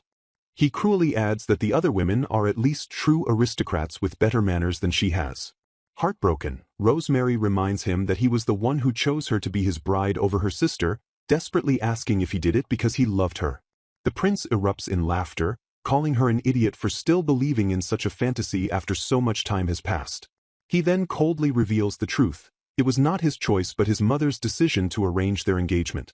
He reminds her that marriages for political gain are a standard practice among the nobility, leaving Rosemary in stunned silence. As Rosemary struggles to process this revelation, the prince looks down on her with irritation, telling her to know her place and questioning if he needs to explain every little thing to her. With a look of pure desperation and horror dawning on her face, Rosemary asks if he was serious when he implied that he preferred her sister over her. With a final, devastating blow, Prince Heinrich stares at her with a cold and unforgiving expression, confirming that it is obvious he feels that way. He then states plainly that he never liked her in the first place, leaving Rosemary completely and utterly shattered by the cruel truth.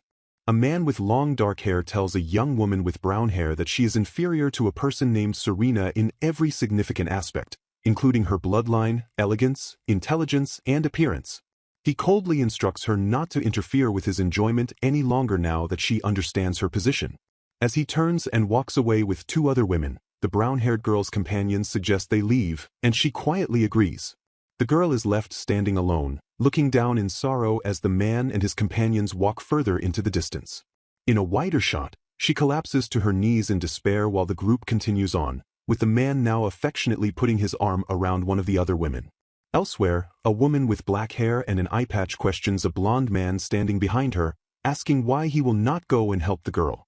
The blonde man replies with detachment, stating that the girl has not suffered any physical harm like broken legs and is perfectly capable of standing up on her own whenever she wishes. The woman with the eye patch explains to the man that the girl's heart has been wounded and that the problem is not about a physical injury. The blonde man dismisses her point, reasoning that the girl was raised as a commoner and is therefore tougher than a noble girl, insisting she will not die from this emotional pain. The woman argues against his cold-hearted perspective, using the analogy that even a small, untreated scratch can become infected and lead to one's demise, and that you cannot simply ignore all wounds just because they are not immediately fatal. She then tells the blonde man that if he were the one who was wounded, she would take care of him no matter how small the injury might be. The blonde man appears confused by this sentiment and asks why any of them care so much about others getting hurt or about the emotional wounds in their hearts.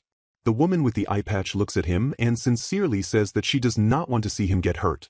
Visibly agitated, the blonde man shouts at her to stop saying things he cannot comprehend. The woman looks on and realizes that he truly does not understand. The story then shifts to the brown-haired girl's memories, where she recalls her mother and father always telling her she was a cute girl who was loved by everyone, including the gods themselves. She remembers believing that even after her parents passed away, her new mother loved her even more than her own biological daughter. Her life seemed perfect as she went from being a commoner to a duke's daughter and became engaged to a prince, which she believed would lead to the happiest marriage in the world. In her memory, she shares a kiss with the prince, feeling certain that she was truly loved by the gods and that he loved her more than anyone else. This cherished memory is brutally interrupted by the prince's voice from the present, his cold face looming over her as he declares that he was never in love with her. The girl's face twists in utter shock and horror at his words. Later, she sits up in her bed, tormented by the revelation and trying to deny it as a lie. She desperately clings to her belief that she is loved by the gods. With tears welling in her eyes, she questions what went wrong, unable to comprehend the turn of events as she feels she has never done anything wrong. Her sorrow then transforms into intense anger as she finds someone to blame. With a furious expression, she screams that all of her misfortune is Serena's fault and that none of this would have happened if Serena had never existed. A man asking Serena about her school life as they share some after-work tea, and he smiles, glad to hear her response. Serena confirms that while she can't complain about the education, she is still dealing with the fallout from a previous incident. The man's expression grows serious as he asks if she ever found out who was behind the assassin attack during the school's entrance ceremony. In a wider view of the room, showing another woman present, Serena explains that the person they captured was merely a scapegoat, and while the true mastermind remains hidden, she has a few educated guesses about their identity. Serena reflects internally, believing the assassins were likely hired by the second queen, a conclusion Prince Evan had also reached. She considers how Evan is surprisingly well-trained, remembering he wore a chainmail shirt for protection and had quickly sensed the danger on his own, suggesting he might have been fine even without her intervention. The scene then shifts to a classroom where Serena looks down at her desk with a puzzled expression, realizing her textbook is missing. As she wonders how it could have disappeared when she was sure she had it, her classmate, a boisterous blonde girl named Scarnett, asks what is wrong. After Serena explains her situation, Scarnett laughs heartily and generously offers to share her own textbook for the day, an offer Serena gratefully accepts. Looking out the classroom window, Serena notices the boys are outside for their swordsmanship lessons. Her attention is quickly joined by that of her classmates, who erupt into a flurry of excitement as they see that the princes are fighting, causing their teacher to plead for calm amidst the lesson. The focus moves outside to the duel, where a winner is declared as one prince stands victorious over his defeated opponent on the ground. Watching from the window, Serena muses that her previous assistance was truly unnecessary, seeing firsthand that the prince didn't need her help after all. Onlookers begin to gossip about the outcome, noting that Prince Evan seems to excel at everything, including both swordplay and his studies. They openly comment that it's no wonder his opponent, Prince Heinrich, spends his time with girls, since he can never seem to beat Evan. Heinrich appears deeply troubled by these remarks and abruptly decides to leave the lesson. Though his instructor calls after him, Heinrich claims he isn't feeling well and is heading to the infirmary to escape the situation. A flashback reveals the pressure he's under, showing a younger Heinrich with his mother, the queen, who points out a young Evan. She sternly instructs her son that he must never lose to Evan, reminding him that he is destined to be the future king. Back in the present, Serena is walking outside when she spots Prince Heinrich standing alone on a balcony, a rare sight that makes her wonder if he is skipping class again. Heinrich is startled to see her and calls out her name, causing Serena to jump in surprise that he noticed her. As he approaches, she congratulates him on his swordsmanship, but Heinrich looks downcast and asks if she witnessed his bout with Evan, apologizing if she had to see something so unpleasant. Serena reassures him that it wasn't unsightly at all, adding that he was actually much stronger than she had thought. She offers him some advice, pointing out that he seemed to be wasting a lot of his strength and suggesting that if he could control his emotions during a fight, he might even be able to win. Heinrich is visibly shocked and then overcome with joy, exclaiming that it's the first time anyone has ever said something so encouraging to him. Filled with new determination, he promises her that he will win their next match, leaving a slightly flustered Serena to think that perhaps she said too much. As he walks away, she watches him go, wondering what made him so happy. Later, the mood shifts as Serena, accompanied by Scarnet and other girls, opens her locker and finds her missing textbook, which has been brutally torn and vandalized. Before Serena can even speak, Scarnet frantically denies any involvement, insisting she would never do something so barbarous. It's revealed through a montage that this is not an isolated incident. Serena's belongings, including her bag and pen, have been repeatedly disappearing only to turn up later in a ruined state. While Serena holds her damaged book, Scarnet asks if she might have seriously offended someone, but Serena can't think of anything she's done to warrant such treatment. Scarnet suggests it's time to report the harassment to a staff member, as Serena internally considers the long list of potential culprits, from those who believe the nasty rumors about her to those jealous of her relationship with Prince Evan. Just as she thinks this, a large planter is suddenly pushed from a balcony above, plummeting directly towards the girls, causing them to scream in terror as Scarnet yells out in fear for Serena's safety. The thoughtful Serena realizes she hasn't seen a certain individual for a few days and reflects on how this person would typically get involved if she were being harassed. Her thoughts drift to an image of a girl with brown hair, and the name, Rosemary, comes to mind as she processes what she just saw. Later, a man with light hair kindly tells Serena he's glad she isn't too worried about the recent harassment she's been enduring and offers to help with any issues she might have. Serena, who seems to find the situation a hassle mostly because she has to repurchase her belongings, is surprised that he knew about the vicious harassment she was facing. Serena then confronts him, suggesting there's no point in him showing concern when no one else is around to see it. She questions why he cares so much about her when there seems to be no benefit for him. He looks at her seriously and explains that his concern has nothing to do with their contract and asks if she truly believes his care is motivated only by self-interest. He continues with a troubled expression, asking if he needs a specific reason to be allowed to worry about her. Serena feels confused by his reaction, thinking to herself that it feels like he is blaming her for not understanding while recognizing the familiar look on his face. He apologizes for making a face that would annoy her and says he didn't mean to upset her. Deciding to explain himself, he admits that while he is curious about her unique aura, which is different from other ladies, there is another reason for his interest. As Serena flinches in surprise, he reveals that since the day they first met, he has felt a mysterious connection to her, as if they have known each other from somewhere in the past. He asks her to accept his concern for now, even though he knows it sounds strange. Internally, Serena thinks that his feeling of a past connection reminds her of a knight she fought in a previous life. She briefly wonders if he could also be like her but quickly dismisses the thought and agrees to his request with a smile.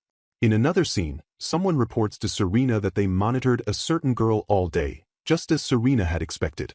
The reporter notes that this girl, who previously used others to do her bidding, has started dirtying her own hands and is taking things further and further. As proof, the reporter explains they witnessed the girl planting needles on Serena's desk and retrieved them for her before asking if a word of warning should be sent. Serena declines the offer, stating that she will go talk to her in person instead. The scene then shows Rosemary walking with determined steps down a silent school hallway before stopping at a door with a nameplate that reads, Selena Violet. As the door creaks open, Rosemary raises a hand mirror and forcefully slams it down onto a surface. Suddenly, Serena appears right behind her, startling the shocked Rosemary as she comments on how this must be how her belongings have been getting decorated. Serena looks down at the stunned girl and addresses her directly as Rosemary.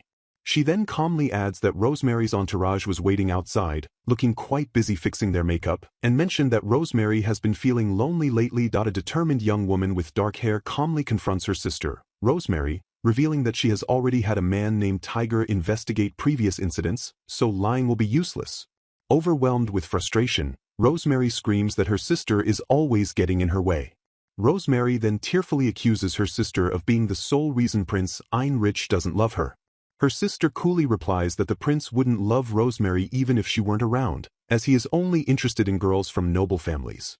She continues by pointing out that the prince openly spends time with other women while completely disregarding Rosemary, his own fiancée. The dark-haired sister questions why Rosemary would fall so far for a person whose poor conduct ensures he won't receive a worthwhile title after leaving the royal family. She suggests Rosemary would be better off with friends who value her for who she truly is, but this only enrages Rosemary further. In a fit of rage, Rosemary screams for her sister to shut up and lunges at her with a pair of scissors. With swift precision, the dark-haired sister effortlessly catches Rosemary's wrist, stopping the attack. Her expression turns cold as she warns a terrified Rosemary that she has misunderstood the situation, stating that the only reason Rosemary is still alive is for their mother's sake and that she could make her disappear at any time.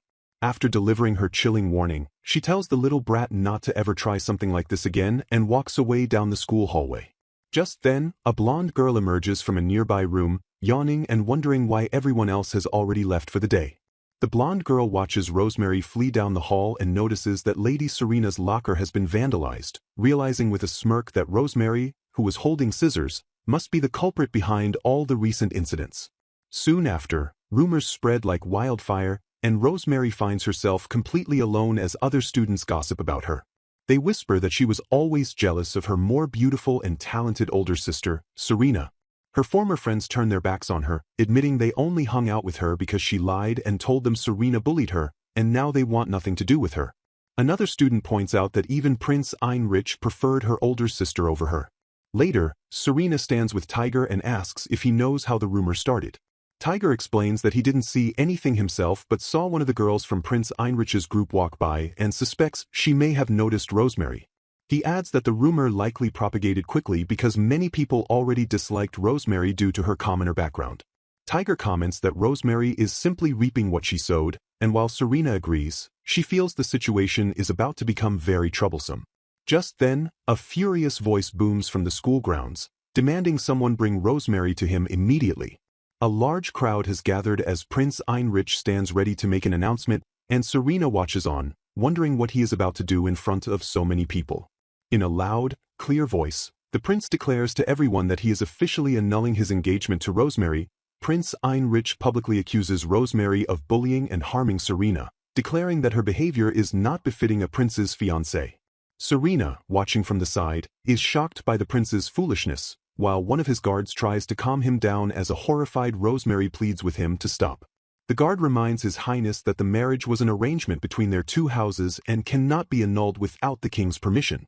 The prince dismisses the guard, telling him that as Rosemary's assigned royal bodyguard, his services are no longer required. Suddenly, Rosemary begins to laugh maniacally and taunts the prince, saying he always looked down on her for her lineage, studies, swordsmanship, popularity, and even her character. She mockingly tells him his royalty is a joke since he won't even be a royal once he comes of age, which causes the prince to become visibly angry. Rosemary then screams that he is inferior to a man named Lord Evan in every single way. Utterly enraged by the comparison, the prince demands the guard's sword, shocking both the guard and Serena. Crying out that she is a wretch, the prince raises the sword and swings it down toward the terrified Rosemary. In a flash, Serena intervenes by grabbing the prince's sword arm and stopping the attack, placing herself between him and her sister. She looks at him with disappointment, reminding him that she had warned him not to draw his sword in anger, leaving Prince Heinrich stunned by her sudden appearance. Just then, a blonde man named Evan appears behind the prince and restrains him, taking the sword away while Prince Heinrich cries out his name in shock. Evan chastises the prince, calling him a fool for falling for a lady's taunt and drawing his sword on her. He informs the prince that he will have to answer for the commotion he has caused, as the king is already aware of his actions and is waiting for him at the royal palace. The prince can only stare at Serena with a look of shame and regret on his face. Tears well up in Prince Heinrich's eyes as he realizes he has hurt Serena, while Evan looks down at his stupid little brother with a resigned expression as a bird flies across the sky. Seeing Rosemary still crying, Serena decides it would be best to take her home and asks the guard to care for her. As she turns to leave, a blonde girl named Lady Scarlet rushes to her side, expressing concern that Serena has been injured and insisting she go to the infirmary. Serena is surprised by this, admitting it's just a scratch and mentioning that she thought Lady Scarlet hated her. Lady Scarlet dismisses her confusion, telling her it's not the right time for that as she leads her away. While they walk, Serena internally reflects that she doesn't understand any of it, the intense jealousy and anger that drive people to such extremes for love, or why she finds herself worrying about people she doesn't even like. As Lady Scarlet guides her through a garden under the moonlit sky, Serena wonders why she is feeling this way. That a man with dark hair looks on with a troubled and weary expression while a small chibi version of a girl beside him confidently declares her future plans. She proclaims that she will become incredibly cute and popular and that she will even resort to beating up her own sister. The man's internal thoughts seem to elaborate on this as he thinks about Lady Serena growing up to become the most beautiful woman and physically erasing her stupid sister and an equally stupid prince, a thought he seems to be looking forward to. While contemplating this future, he holds what appears to be a volume of a story featuring a blue-haired woman on the cover. An announcement box nearby reveals that the second volume is set for release on Thursday, May 2, 2024, and it playfully asks readers if this predicted outcome is the correct one, urging them to find out by reading it. Another note at the bottom promises that the new volume will be filled with plenty of new drawings and various purchase benefits that can be explored on the official Pashup website for more details. A woman expresses her deep concern for Serena-chan, asking if she was hurt during the incident. Serena seems surprised that her mother was worried about her, and she reassures her by saying it was just a small scratch. The mother explains that her blood ran cold when she heard the news. Internally, Serena reflects that protecting Rosemary wasn't a big deal and simply seemed like the easiest and most peaceful way to resolve things, as more trouble would arise if Rosemary had died. Serena's father, R., was so furious upon hearing the news abroad that he rushed back home immediately. The incident left Rosemary in such shock that she has not left her room since that day. Meanwhile, Heinrich has been placed under house arrest until the matter is resolved, and with the troublemakers gone, things are expected to quiet down for a while. While on her way to the academy, Lady Serena is stopped by a royal messenger. Her companion objects to the rudeness of demanding her presence without notice, but the messenger insists they are just following commands. He explains that someone wishes to speak with her and is waiting at the royal palace, asking for permission to escort her there. As she looks towards the palace, Serena gets a bad feeling about the situation. At the palace, Serena sits across a table from a woman with a fan, who is revealed to be the royal concubine. The concubine suggests that as a proud blue-blooded girl, Serena should be aware of what needs to be done, implying that her actions have brought shame upon the royalty and are not fitting for a vassal. Serena mentally scoffs at this, thinking the one who shamed royalty was the concubine's own son, Heinrich, who annulled his engagement and resorted to public violence. She realizes the concubine wants her to convince her father to drop the charges against Heinrich. Serena calmly denies ever bringing shame upon the royal family, which the concubine calls a misunderstanding. Serena suggests taking the matter directly to the king, stating that His Majesty will decide if the accusation is false.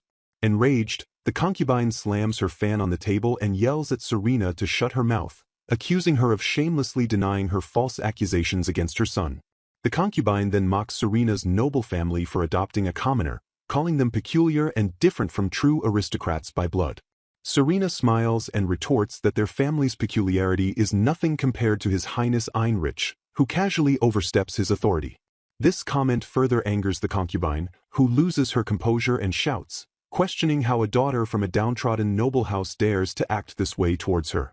She threatens that Serena's house would be ground to dust if they go against her Hein's house. Unfazed, Serena explains that while her mother is not a socialite with many connections, her father is known for his businesses all across the world. Their family has strong ties with merchants and foreign nobles, giving them the power to stop the distribution of goods with just a single word. She then coolly points out that the concubine's family is already drowning in debt from excessive spending. Serena smiles and says she would look forward to witnessing the supposed might of the Heinz Marquis household. Having made her point, Serena stands and excuses herself.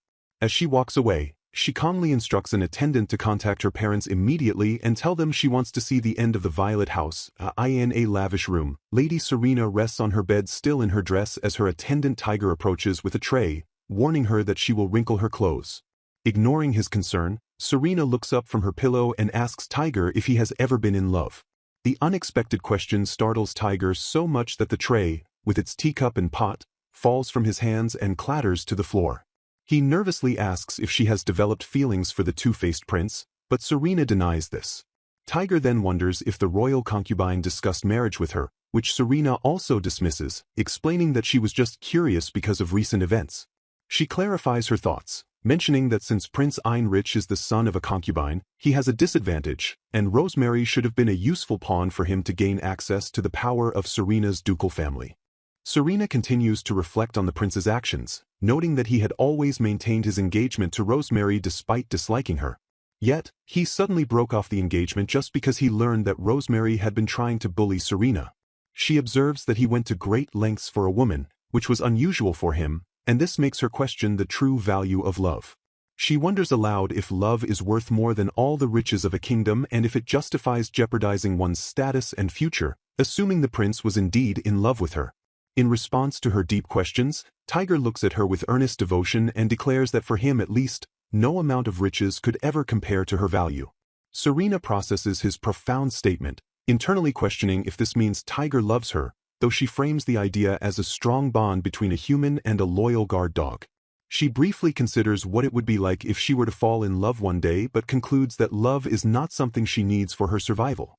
Later, Serena is seen sipping tea while reading a newspaper with a look of surprise. The article details how the distribution of goods to the ancestral lands of Heinz, the home of the royal concubine Hera, has been completely halted. The paper speculates that this could be an act of revenge by the Violet family in response to Prince Heinrich's recent conduct. As she reads, someone knocks twice on the door, and Tiger enters with a blonde woman, asking Serena if the news is true. Serena replies that she doesn't believe her father has acted yet, as he has not returned. The blonde woman, Shia, greets Serena, who notes that it has been a while since her last visit. Shia explains that Lord Rick had wanted to avoid interfering with Serena's school life, a gesture that makes Serena think he is capable of some consideration after all. Shia then states that she is there to deliver an urgent message from Lord Rick. Serena mentions she was just reading the newspaper as Shia arrived. Shia proceeds to explain the situation in more detail, revealing that after concubine Hera had tea with Serena, she attempted to pressure the Violet household through her own family. Hera's method was to order merchants to cease all business dealings with the Violet household. However, the merchants, led by a distinguished older man, refused to comply with the royal concubine's demand. He firmly stated that a merchant's trust is their lifeblood and they could not betray the Violet household, with whom they have had a long and trusted relationship. The merchants collectively warned that if hostilities against the Violet household continued, they would no longer serve the Heinz household. True to their word, the merchants stopped selling all goods to the Heinz family. In a subsequent scene, Hera is visibly upset as her father informs her that they must give up, as the merchants have turned them away and they can no longer purchase dresses or other luxuries. Hera fumes with rage, unable to comprehend why the merchants would side with the Violet household, whom she considers a lesser noble family and a duchy in name only, over the household of the royal concubine. Back in the present, Serena remarks that the Heinz family foolishly brought about their own ruin by trying to harm her family, calling them lackwits. She confidently states that no merchant would ever dare to oppose the Violet house. Shia adds that concubine Hera was driven mad because her usual methods of pressure failed against the Violet family. With the context established, Shia transitions to the urgent matter she was sent to discuss. She delivers the shocking news that Hera, in her madness, has ordered Serena's assassination. She concludes with a chilling warning, stating that they suspect the assassin will make their move that very night, leaving both Serena and Tiger stunned and alarmed that a lovely young woman with dark hair tied back elegantly holds a beautifully wrapped gift, a faint smile on her face that contrasts with a small smudge of blood on her cheek. This is Lady Serena, who reflects on the foolishness of those who sent assassins after her, believing her death would halt a lawsuit. She muses that this mother and son duo lack intellect and their immediate resort to violence is no different from the ruthless underworld she once knew, despite their claims of being chosen elites. Meanwhile, outside her window, 3 cloaked assassins prepare to strike. They feel that sending 3 of them for a single girl with minimal security is overkill, but they decide it's just insurance and plan to finish the job quickly and leave. Inside, a dark-haired young man stands with Serena as she observes their arrival, and though he seems ready to help, she confidently tells him to stand back. Holding a small, sharp blade, she dismisses the intruders as nothing more than small fries, and assures her companion that his intervention is not needed. As one of the assassins climbs through the window, he is completely caught off guard when Serena calmly greets him and his partners, welcoming them as fellows in the same trade. Before they can react to her strange welcome, she smiles pleasantly and bids them a final goodbye. In a flash of motion, she launches her attack with deadly precision. The room becomes a blur of action as she swiftly cuts down one assassin, dodges another, and eliminates the third in a brutal and efficient display, leaving them groaning in their final moments. Standing over the aftermath, Serena internally scoffs at how incredibly weak the assassins were, thinking that whoever sent them must be scraping the bottom of the barrel for hired killers. Her companion notes that one of them is still breathing, but Serena coolly states that he will be dead soon enough.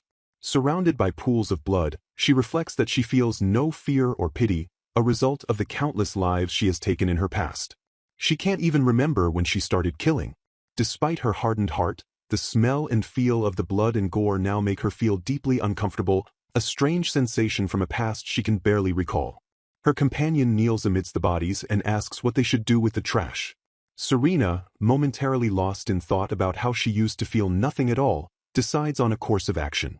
In a chilling display, she holds up the severed head of one of the attackers, declaring they will return it to the sender.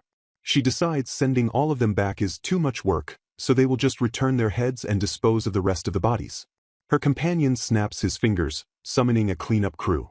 A group of masked figures in black outfits swiftly and silently enter through the windows. Serena explains that they are Rick's underlings, members of a dark guild known as the Cleaners, who are experts at evidence removal and garbage disposal. With astonishing speed, the crew wraps up the bodies and cleans every surface until the room is completely spotless. Even Serena's companion is impressed by their incredible efficiency. With the job done, her companion prepares to leave the way he came, through the window, reminding Serena to be careful as the woman who sent the assassins will surely try again. Just as he is about to depart, he notices the blood splattered on her face and clothes. He pauses and gently offers to wipe the blood from her cheek, reminding Lady Serena that she needs to change her clothes as well. As the young man gently wipes the blood from Serena's cheek with a cloth, she watches it become completely stained. She thinks to herself that the cloth will have to be thrown away now. This triggers a memory from her past life, a bleak image of herself as a small, forgotten child sitting amongst other neglected children in a filthy place. She reflects that if she hadn't died and been reincarnated, she would have ended up just like that dirty rag, tossed aside like common trash that nobody would spare a second glance for. Looking up at her companion, she wonders what he would do if she were to die or suddenly become worthless. Even though he treats her with such gentle care, as if she were fragile, she questions if he too would simply go back to his everyday life without a second thought. Her pensive expression catches his attention, and he leans in to ask if something is wrong. The scene then shifts to the next morning, where a piercing scream echoes through a lavish room. A woman with long, fair hair sits up in her large canopy bed, annoyed by the early morning disturbance. Her annoyance quickly turns to sheer terror as she looks down and discovers the reason for the scream. The 3 severed, bloody heads of the assassins she had hired are lying in bed with her. She lets out a horrifying shriek of her own, recognizing the faces of the men she sent to eliminate Serena. In a state of panic, she struggles to comprehend how this could have happened. The assassination was supposed to be a simple task, as her investigations confirmed the girl had no bodyguards, only a servant. She questions how a mere noblewoman could have killed 3 assassins and, even more bafflingly, how she could have snuck their decapitated heads into the heavily guarded royal palace and placed them in a royal concubine's bed. Guards and a maid burst into the room, asking if Lady Hera is all right. She hysterically screams back at them, demanding they do something. As she scrambles out of bed, the maid suggests they move to the next room. Ignoring the suggestion, a frantic Hera orders her maid to prepare a bath for her immediately. Shaking uncontrollably, Hera feels sick to her stomach. Although only her hand is stained with blood from where she touched the covers, it feels as if her entire body is drenched in it. When a guard cautiously asks if she knows how this could have occurred, she lashes out in anger, telling him she obviously has no idea and to just get rid of the heads. Still fuming, Hera complains that his pointless questions are only making her angrier. Her maid returns to announce that the bath is ready, and Hera impatiently orders her to stop standing around and help her. As she storms towards the bathroom, she silently vows that this isn't over, whispering the name of her target with bitter resolve, Serena Violet, the narrator reflecting on recent events from about a month after she met Hera.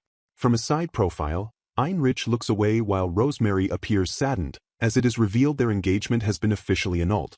The consequences of their actions were severe, as the narrator's father was left furious at the behavior of Heinrich and his mother. This incident was such a grave insult to a noble family that it was brought before the royal family, and in the end, the king himself had to publicly bow down to a duke to apologize. As a result of this scandal, the social standing of both Hera and Heinrich within the royal palace fell dramatically. While this was happening, Hera was punished by being confined to her room for an indefinite amount of time, and the narrator recalls that her father seemed relieved to have the whole engagement matter behind him. Meanwhile, Heinrich was stripped of his title and forced to start over to regain his honor by becoming an ordinary knight. He speaks with his brother, confidently stating that he does not plan to remain just another knight for long. Heinrich smiles as he explains his true motivation is that he wants Serena to finally acknowledge him. His brother looks on with a complicated expression and says a simple, "yeah," as he watches Heinrich walk away with his fellow knights. At the same time, Rosemary faces her own judgment from her father, a duke named Art. A woman named Amaryllis tries to soften his stance, but he refuses, saying not even she can change his mind this time. He angrily lists Rosemary's offenses, which include bullying Serena and behaving like a loose woman with an entourage of young men. He declares that such actions are not something a daughter of a duke should even consider and that there must be consequences. From a balcony above, a tiny depiction of Rosemary is shown screaming, "No," in complete denial of her situation. The duke sternly points at a crying Rosemary and gives her an ultimatum, saying it's one or the other. She can either choose to go back to being a commoner or be re-educated in a monastery. Another man standing nearby adds that if she chooses to become a commoner, he will help her find a job and provide for her living expenses for a year. The narrator, watching the scene unfold, thinks to herself that it is still a very generous offer. Rosemary is overwhelmed with emotion, crying that she can't do it. Her father then tells her to make a choice by tomorrow, warning that if she doesn't, he will make the decision for her. As the door closes on her, Rosemary is left alone, weeping and wondering why her father had to dislike her when everyone else always told her she was cute and loved her. Later, Rosemary tearfully confronts the narrator, demanding to know why her father and Heinrich do not love her. Full of anguish, she asks why of all people, they love the narrator instead. The narrator internally remarks that Rosemary's sense of self-esteem is quite astounding, but that isn't the core of the problem. The narrator calmly looks at Rosemary and explains that she has seen people who are beloved by the masses but are not cared for by the specific people they want love from. She gently tells her that there is no one in the world who would be loved by all, but she emphasizes that there were certainly people who did love Rosemary. The narrator advises her that rather than focusing on her, Rosemary should have kept her eyes on those people who cared for her. A brief image shows a small dog being welcomed as family. The narrator suggests that next time, Rosemary should think about what she should really be focusing on, regardless of which path she chooses between being a commoner and joining the monastery. In a brief flashback, a woman is seen asking a little girl if she would like to become her daughter, adding that her little dog Bruce could join the family as well. The scene shifts back to the present day, where the narrator is at a hunting festival and wonders why ladies even have to attend. She then thinks to herself that she hasn't seen Bruce in a while. At a grand hunting event where the nobleman Evan explains to a man with a scarred face that this is a tradition for men to win a woman's affection by offering them the bounty from their hunt.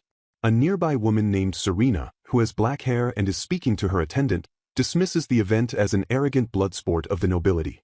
Evan, a blond man carrying a bow, approaches with a smile, expressing mock sadness for the beasts that die in the name of love, and Serena greets him as, "Your Highness, Evan." Serena's dark-haired attendant appears with a troubled expression, asking if Lady Rosemary has already left. Serena confirms that Rosemary departed that morning. Evan joins the conversation, revealing that Rosemary chose to go to a monastery. He explains that if she completes the re-education there, she can return to her life as a noblewoman. However, the place is infamous for housing troublemakers and has a reputation for being incredibly strict, a fact illustrated by Serena's mental image of nuns harshly disciplining a young girl. Evan continues, noting that Rosemary's life at the monastery will be one of complete isolation from the outside world until her re-education is finished. He grimly adds that by the time she is allowed to return, she will likely be past the ideal age for marriage, making her situation quite harsh. He even suggests that it might have been an easier path for her to simply become a commoner, considering her personality and previous lifestyle. Changing the subject, Evan reminds them of the custom to bring the spoils of the hunt to the woman one is interested in. He then leans in close to Serena, gently touching her chin, and asks if she would accept his offering if he were to bring one back for her. Before Serena can respond, her attendant swiftly intervenes, striking Evan on the back of the neck. The attendant offers a curt apology, claiming he was just removing an insect that was clinging to Lady Serena's beautiful hair. As Evan rubs his neck in pain, Serena wonders to herself why the two men never get along despite barely speaking to each other. Evan waves goodbye, saying he will see her later, and Serena simply says okay. Just as Evan leaves, another noblewoman with long blonde hair approaches Serena, whom Serena internally calls a pain in my neck. The woman remarks that Serena's conversation with His Highness seemed very intimate. Serena casually replies that they are friends, so small talk is normal, but the woman looks unconvinced, stating that they did not look like just friends. She then warns Serena to be more mindful of her actions, cautioning that without moderation, she could repeat the same mistakes as Lady Rosemary.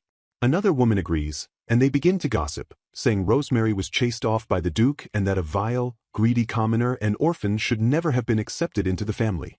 One of the ladies complains that people like Rosemary take the charity of nobles for granted and never even thank them for it. This comment triggers a painful memory for Serena from a past life. She recalls a foolish noble who gave her bread because he thought she looked pitiful, claiming it was his duty as one of the privileged, an act of noblesse oblige. In her memory, the man pitied her, forced his charity upon her, and then shamelessly demanded that she thank him for it. Serena remembers hating every word he said. Snapping back to the present, she tells the gossiping women that of course people don't thank them for their charity. The ladies are stunned as Serena continues, explaining that those people never asked for help in the first place. The noble women feel a palpable killing intent radiating from Serena, who realizes she needs to control her emotions. Composing herself with a gentle smile, Serena clarifies her point of view. She states that people should help others for the sake of helping, not for the sake of being thanked. She reflects that her own mother, while perhaps a bit foolish, helped Rosemary without ever expecting her to be indebted for it. Her attendant looks on, impressed by the principles of the Violet household. Serena continues to ponder her mother's actions and how they led to this outcome for Rosemary, wondering what her mother was thinking. Her thoughts are abruptly interrupted by a loud scream from the distance. Everyone turns in alarm toward the direction of the forest, from where the cry originated. Serena recalls that some of the ladies who were bored with the tea party had gone for a walk near the forest entrance. Moments later, a group of those ladies comes running out of the woods, disheveled and screaming for help. As they get closer, Serena detects the unmistakable smell of blood in the air. Looking past the fleeing women, Serena and her attendants see a terrifying sight emerge from the trees. A massive, horned, beast-like monster surrounded by a swarm of smaller, bat-like creatures looms before them.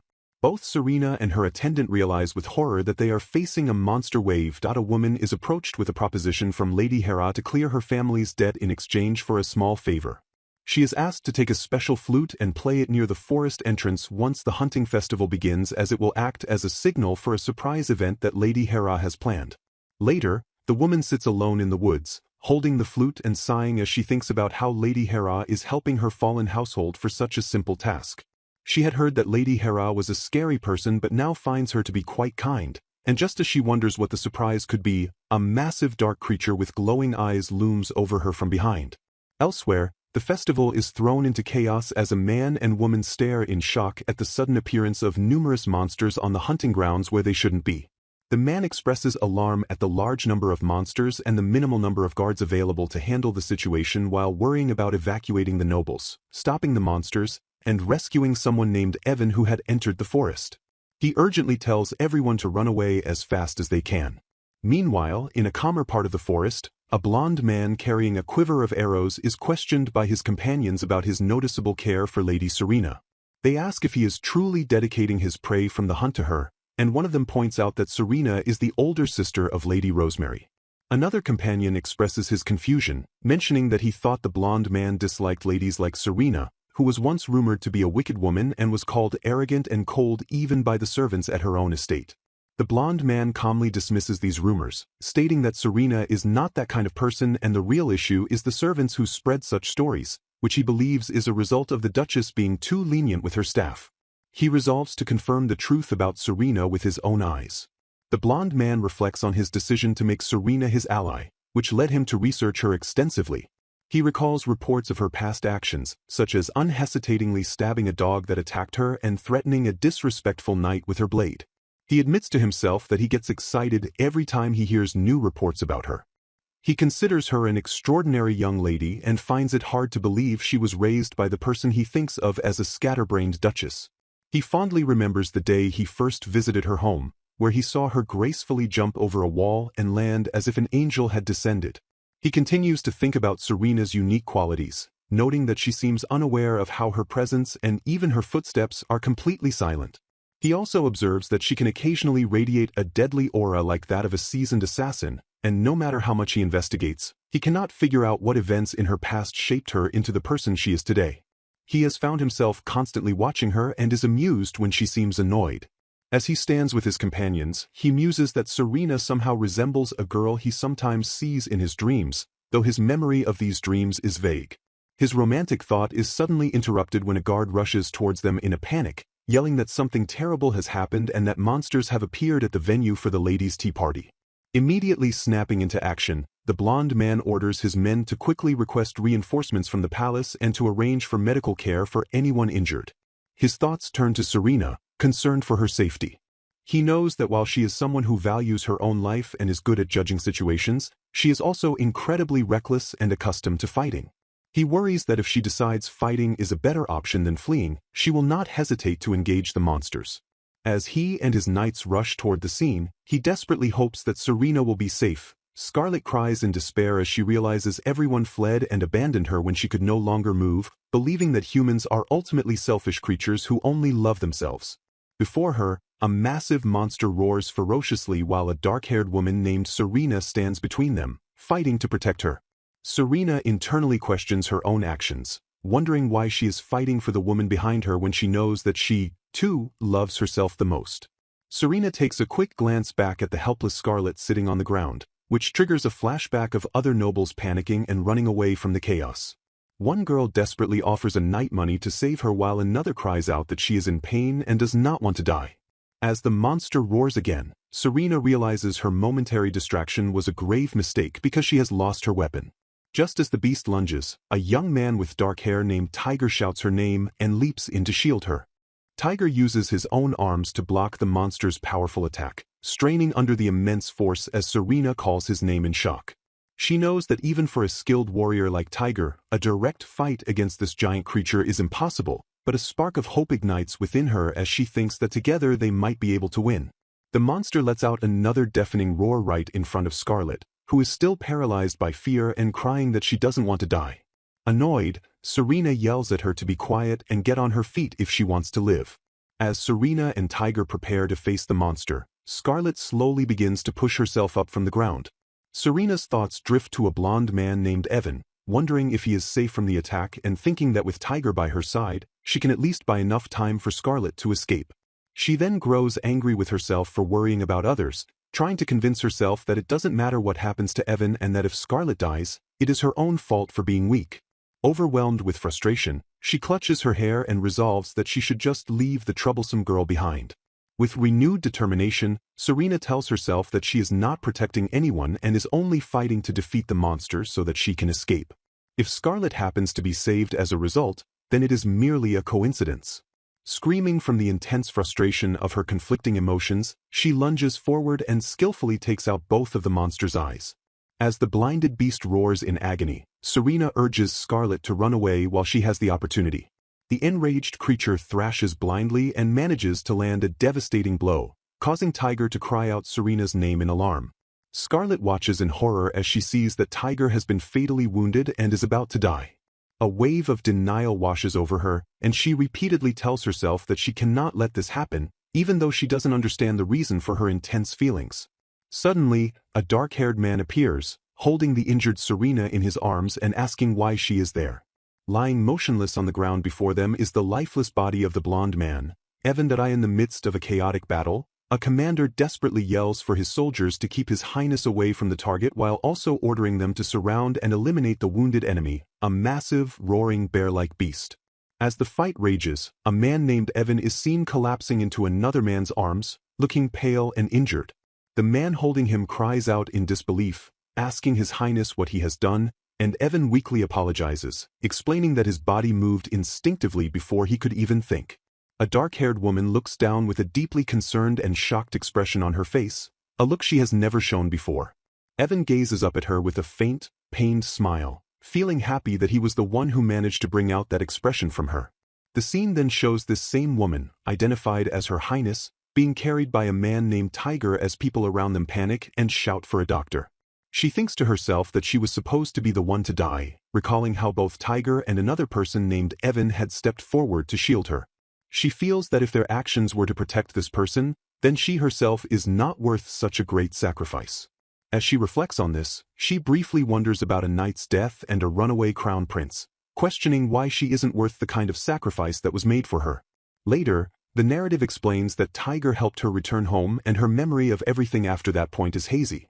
Reinforcements arrived to control the situation, and Evan was carried away after receiving urgent medical care. Meanwhile, in another location, a blonde woman in a fine dress bites her finger in frustration, expressing her surprise that a woman named Serena is still alive. She internally reveals her plan to have Serena killed by using a lower noble's daughter to lure monsters and also having Serena's family eliminated during the hunting festival, feeling confident that there is no evidence connecting her to the crime. She believes that even if she were discovered, no one would trust the word of someone from the underworld, as she used multiple intermediaries, with her only worry being a monster-luring whistle she bought. Just as she vows to kill Serena next time, a knock sounds at her door. Tiger enters her room, and she pretends not to know what he is talking about. He calmly explains that people in the underworld are very cautious and always secure evidence for their own protection, revealing that her discarded pawns confessed easily because she abandoned them. He confirms the rumors that he is part of the underworld and tells her that the king will soon learn of her deeds, meaning she cannot escape the death penalty. The blonde woman becomes desperate and grabs Tiger, pleading for her life and promising to do anything.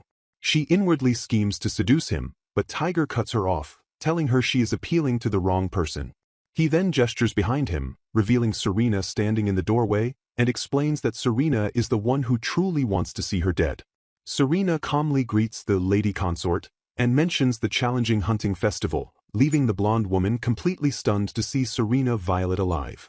Serena then grabs the terrified consort and coldly tells her not to worry about Evan, who is still unconscious from his injuries, stating that if he dies it is simply because he was not strong enough to survive.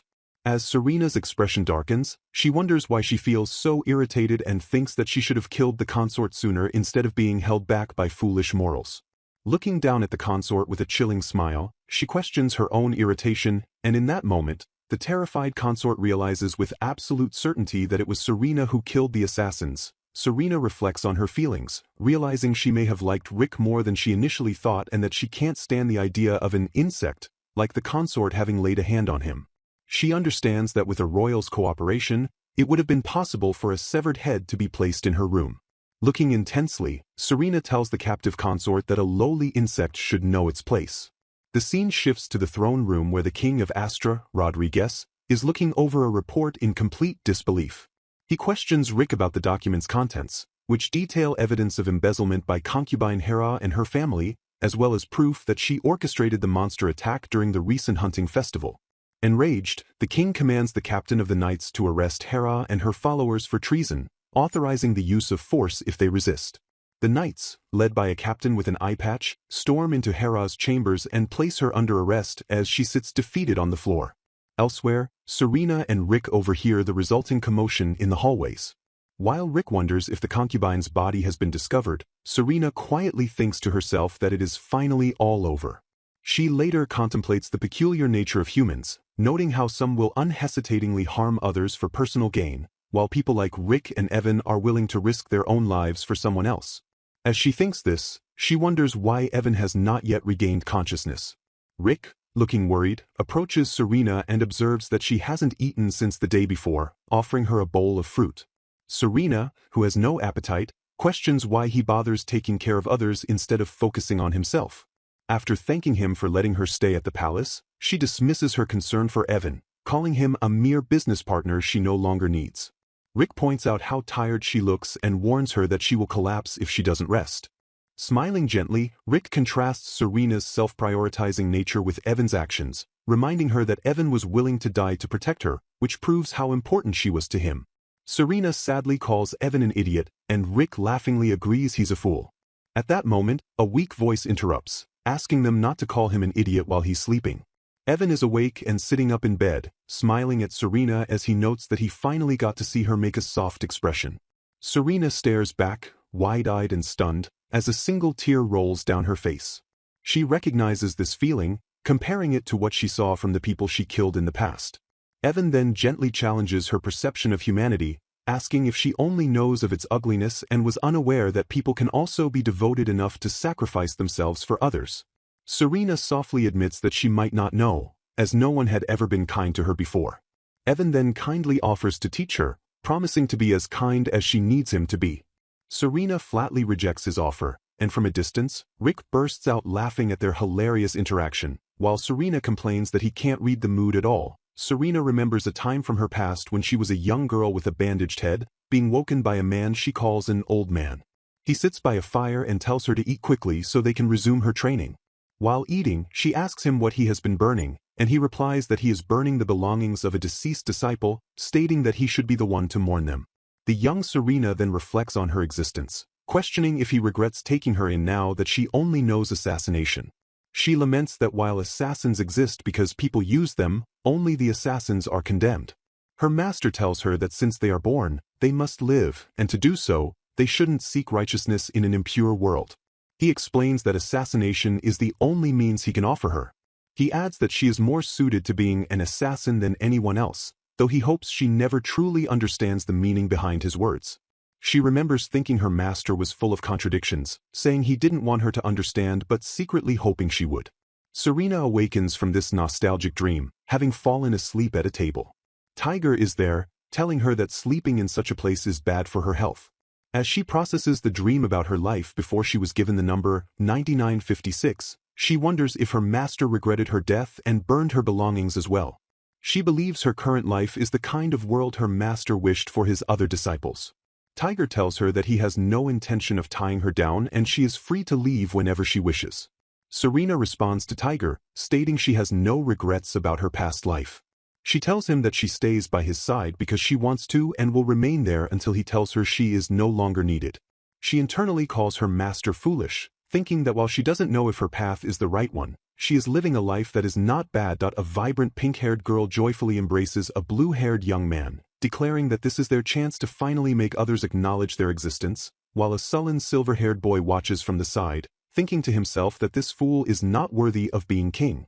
The silver-haired boy continues his internal monologue, believing he would be much better suited for that role. A few months pass after the hunting festival, and the consequences of past events unfold in a somber graveyard setting. Hera's crimes were made public, and because of her disgrace, the royal family refused to have her buried in their tomb, so she was given the treatment of a common criminal. Her family lost their social standing and her father, who was involved in her embezzlement schemes, was executed. In a more positive turn, Scarnett, accompanied by her parents, is shown giving a gift to a black-haired girl, Serena, as they apologize for their past behavior and thank her for saving Scarnett's life. Serena later reflects on the situation while talking with a laughing Scarnett, admitting she still doesn't understand why she bothered to save her, but accepts that what's done is done. In other news, Prince Evan's injuries have healed completely without any lasting effects, and in a large ceremony held a few days prior, he was officially named the heir to the throne.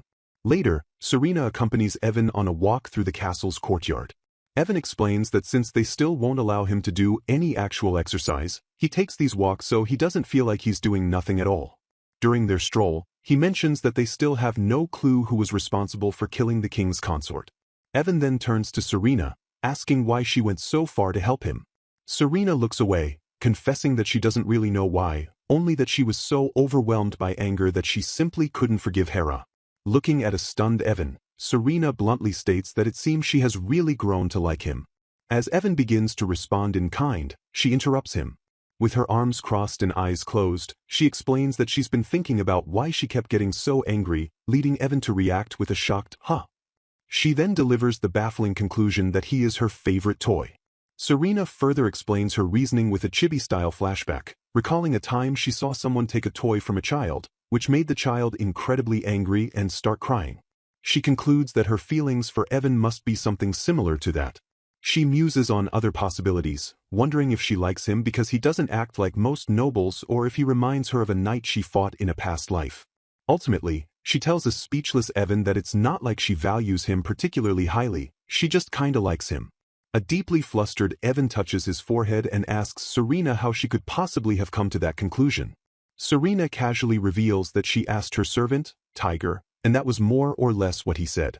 In the background, Tiger is seen laughing maniacally, as Evan realizes his servant is doing this on purpose. Evan lets out a weary sigh, saying it seems he needs to put in a lot more effort. Serena looks back at him, confused, and tells him she thinks he's already a pretty good fighter. Evan then sincerely thanks Serena for saving him back then, and she offers her help with anything if he ever needs it. Her kind words make him burst into laughter. Wiping a tear from his eye, Evan leans in close to a surprised Serena and whispers that if she says things like that, he might just take her up on the offer, before placing a gentle kiss on her cheek. The tender moment is abruptly shattered when Tiger appears between them, claiming there's a poisonous insect and that he can't just overlook his master being in danger. Serena dryly notes that this guy just never leaves, while an irritated Evan asks if Tiger is trying to send him back to the doctor. Tiger holds Serena protectively, saying they'll disinfect her later, though Serena remarks that she didn't even see any insects. Evan angrily confronts Tiger, demanding to know what he's been telling Serena all this time. Tiger smirks, innocently claiming he just gave her some advice because he was worried, and asking if it isn't a servant's duty to protect their master. Evan sarcastically tells Tiger that he has a great personality, and Tiger smiles back, thanking him for the compliment. Serena watches them, thinking they are smiling so weirdly that it's creepy. She then asks what great secrets the two of them are discussing over there, but they both turn to her with matching smiles, dismissing her question with, "Oh, nothing," and "Don't worry about it." Serena is left feeling frustrated and muttering that even though they are her pet and her toy, she doesn't know what's going on. From afar, someone comments on how glad they are to see Evan and Tiger getting along so well, prompting both boys to shout in unison, "We really aren't," leaving Serena to lament that she doesn't even know what to think anymore. Elsewhere, Serena's father, Lord Alto, is interrupted by an attendant who brings him a document from the royal palace. Upon reading it, he discovers it's a proposal for an engagement between His Highness Evan and Serena. He immediately suspects that the royal family must be after their family's wealth and connections again. While discussing the proposal, Lord Alto's attendant mentions that he's heard the two get along very well. Lord Alto agrees that Prince Evan seems to be a sincere and good guy, but he also perceives that Serena doesn't have any romantic feelings for him at the moment. Therefore, he decides they shouldn't rush things and will ultimately leave the decision to her. Lord Alto elaborates that while an engagement to the prince has no real downsides, he doesn't want Serena to be completely confined by her social status. He even considers the talented young man named Tiger, whom Serena picked up, as a potential suitor if he manages to catch her interest, despite the issues with his social standing. His attendant simply remarks that, as always, Lord Alto cannot be bound by rules or common sense. The attendant then presents another letter from the royal palace concerning an exchange student case. Lord Alto reveals its contents, stating that the infamous pair of troubled siblings from the Reborn kingdom will be paying them a visit soon. To make matters worse, Serena has been officially assigned to be their guide and caretaker. Serena holds a document while voicing her frustration about being assigned to look after two individuals, while a dark-haired man stands quietly behind her near a window. He explains that this is not just a simple task but a direct order from the royalty. The purpose of this assignment is to establish stronger connections with the royal family of Reborn and also to provide support to Prince Evan during his interactions with their important guests. The conversation continues as Serena learns a crucial detail about their three visitors from Reborn. Only His Highness Shagard is considered a legitimate member of the royal family, while the other two are the children of a concubine and are not officially recognized as royalty. Serena finds this complication troublesome. The story then flashes back to the past, showing His Highness Rain, the sole son of the King of Reborn, proposing marriage to a woman named Lady Sharanars. For a time, it appeared that Rain and Shara were genuinely in love, and their union led to the birth of their first son, His Highness Shagard, who is shown as a happy baby. However, the happiness did not last, as Rain soon became bored with his wife Shara. He began an affair with Lady Anita, the daughter of a viscount. In a painful confrontation, Shara expresses her shock and betrayal, realizing that Rain had made his mistress pregnant at the same time she was carrying his child. This affair resulted in Anita giving birth to twins, a boy named Ismail and a girl named Aisha. Rain callously informs a stunned Shara that Anita is more than just a mistress to him and that he fully intends to have their twin children officially recognized as his own. Shara is horrified by this declaration, immediately concerned that it will spark a conflict over the throne between her son Shagard and the twins. As she processes the shock, Rain coldly accuses her of lying to him about something unstated. The situation escalates as Rain begins to question whether Shagard is even his biological son, pointing out that the boy doesn't look much like him. Shara desperately insists that Shagard is his child, admitting that the boy simply resembles her more. All the while, Anita stands nearby, whispering poisonously to others and suggesting that Lady Shara must have had an affair herself, casting doubt on Shagard's legitimacy. Driven by his desire to legitimize his twins as his successors, Rain publicly accused his own son, Shagard, of being the product of Shara's infidelity. This outrageous act of betrayal was too much for Shara to bear.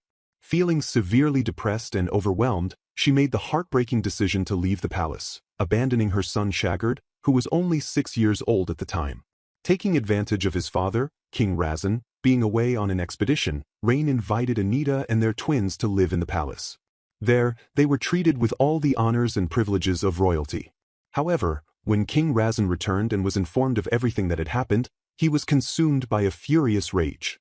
He confronted his son, calling him an absolute fool and a failure for his disgraceful actions, and in his anger, he officially revoked Rain's status as the heir to the throne. King Razan continued to scold his son, furious that Rain had not only taken a concubine and undermined his lawful wife but had also dared to suspect her of having an affair. The king pointed out the sheer impossibility of such a betrayal, reminding Rain that the constant presence of guards within the palace would have made any secret affair for the queen completely unfeasible. Just as the confrontation reaches its peak, a guard enters and announces that he has brought the young prince Shagard before the king. King Razan gently calls the young boy Shagard to come closer, telling him that he has a special present for him. The king then bestows upon Shagard a beautiful brooch decorated with a large ruby. He explains that this brooch is no ordinary piece of jewelry but a national treasure that has been worn by generations of kings and is passed down from one ruler to the next.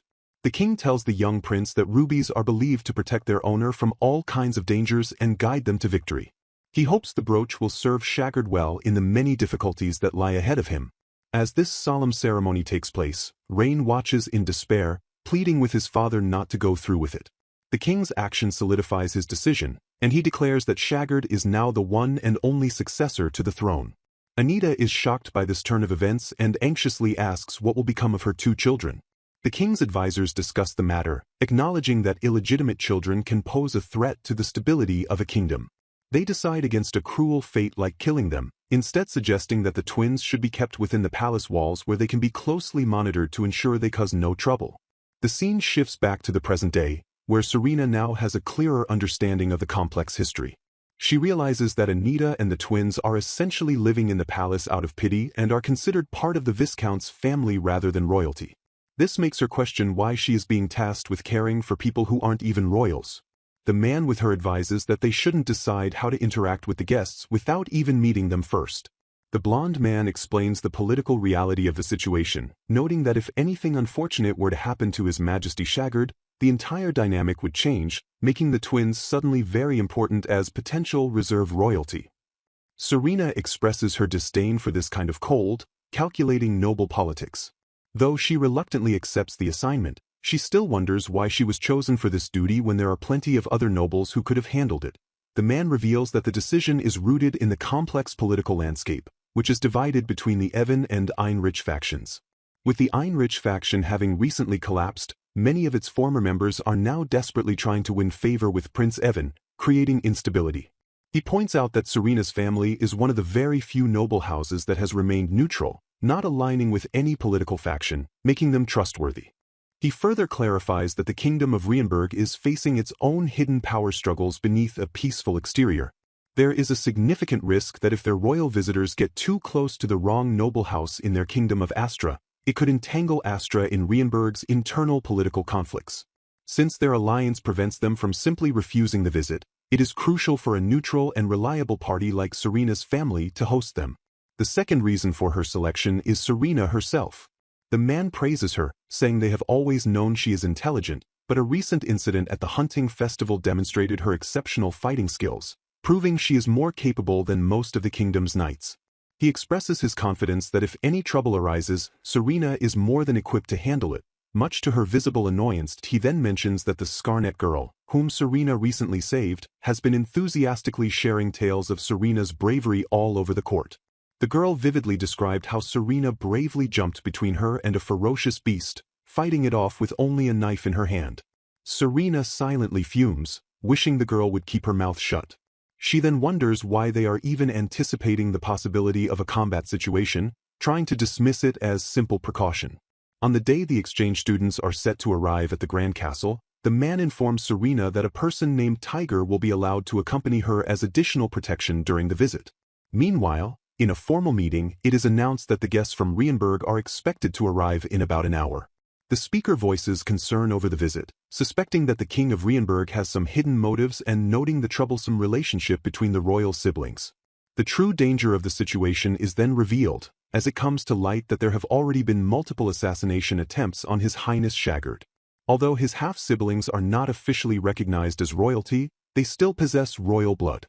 This means that if Shagard were to die, the next monarch would likely be chosen from among any close relatives, giving someone a powerful motive to eliminate him and claim the throne through the twins. Serena questions whether King Razan is providing his heir with the best possible security. The man beside her speculates on who might be behind the assassination attempts, wondering if it's the siblings themselves or perhaps a noble house backing them. Serena suggests that the royal family could prepare backups from their branch families to secure the succession, but the man dismisses this as unwise, explaining that those in power would want to avoid a distant relative taking the throne. The blonde man laughs at Serena's sharp political mind, remarking that she is the best person for this job and musing that perhaps her way of thinking is what the future holds. Getting back to the immediate issue, he reveals what they believe to be the King of Rienberg's true, hidden intention for this visit. He theorizes that the king actually wants his illegitimate grandchildren, Ismail and Aisha, to cause a great deal of trouble while they are abroad. This would effectively ruin their reputations and ensure that they are no longer considered a valid or viable choice as potential heirs under any circumstances, thereby securing Shagard's position on the throne. A strategic discussion about how to handle some problematic visitors. The plan is to allow the guests to act outrageously and embarrass themselves on their own. This misconduct will provide a legitimate reason for King Razan to deny their claim to the throne. After they have caused enough trouble, an official complaint will be filed with their home country of Rienberg. While their punishment might not be severe, their entitled behavior is a significant problem that needs to be addressed. A more extreme solution of simply killing them is suggested as an easier way to prevent a future conflict over the throne. However, this idea is quickly dismissed as a roundabout and morally questionable approach that would severely damage the king's reputation. The conversation also touches on the harsh realities faced by banished nobles, a fate so terrible that some might even choose execution instead. The notion of arranging their deaths indirectly is condemned as hypocritical and even worse than direct action. The scene then shifts to a new assignment where a dark-haired woman named Serena and her attendant are informed they will also serve as guards for a Prince Shagard. Serena is surprised by this, questioning whether it's an appropriate task for a noble lady. The man giving the order assures her that His Majesty has his reasons for choosing her specifically. He expresses his confidence in them, although both Serena and her attendant look visibly displeased with their new duty. Later, the official welcome commences as Prince Evan of the Kingdom of Astra greets the visiting delegation. Serena Violet introduces herself as the heiress of a ducal house and their designated guide for the visit. She also presents her attendant, Tiger, who will be helping her take care of the guests.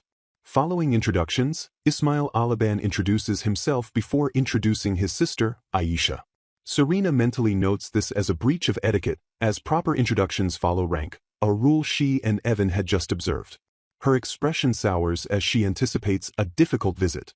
Serena observes that Prince Shagard is the highest-ranking member of the visiting party as the heir to the throne, yet Ismail is inexplicably taking the lead. She realizes their true task involves managing the entire disrespectful entourage, not just the twins. To her surprise, the rest of the visitors seem to approve of this blatant disregard for protocol.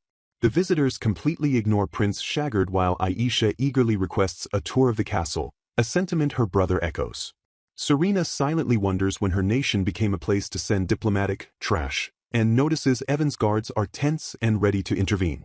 Taking matters into her own hands, she respectfully greets Prince Shagard herself.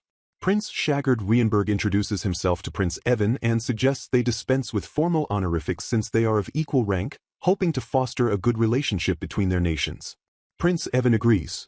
Serena recognizes this exchange as Evan's subtle rebuke to Ismail's earlier rudeness, a clear assertion of his side's superior standing.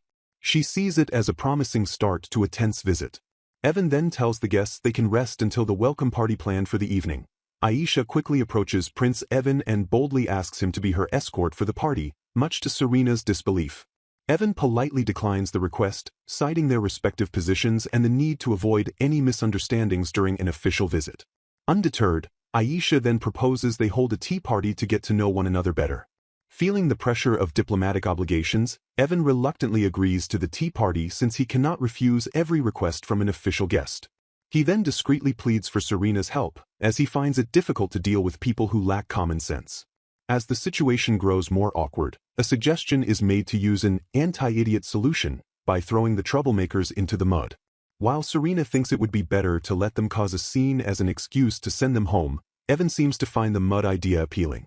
The tea party proceeds, with Prince Shagard noticeably absent, likely to avoid the twins' poor treatment of him. During the party, Ismail apologizes for his sister's forward behavior, which only irritates Serena further. Aisha questions Serena about her closeness with Prince Evan and even asks if they are engaged. Serena calmly replies that such matters are left to her parents, while Evan intervenes to tell Ismail the question is inappropriate. Ismail apologizes, claiming he is under pressure to find a partner. Aisha then tries to get Evan alone by suggesting he and she talk separately from her brother. She implies that Evan could command Serena to allow it, prompting Serena to coolly advise Aisha to remember her place before giving orders. Later, in their room, Ismail questions if Aisha was too pushy. Aisha dismisses his concern, explaining she was testing Prince Evan to see what kind of man he is.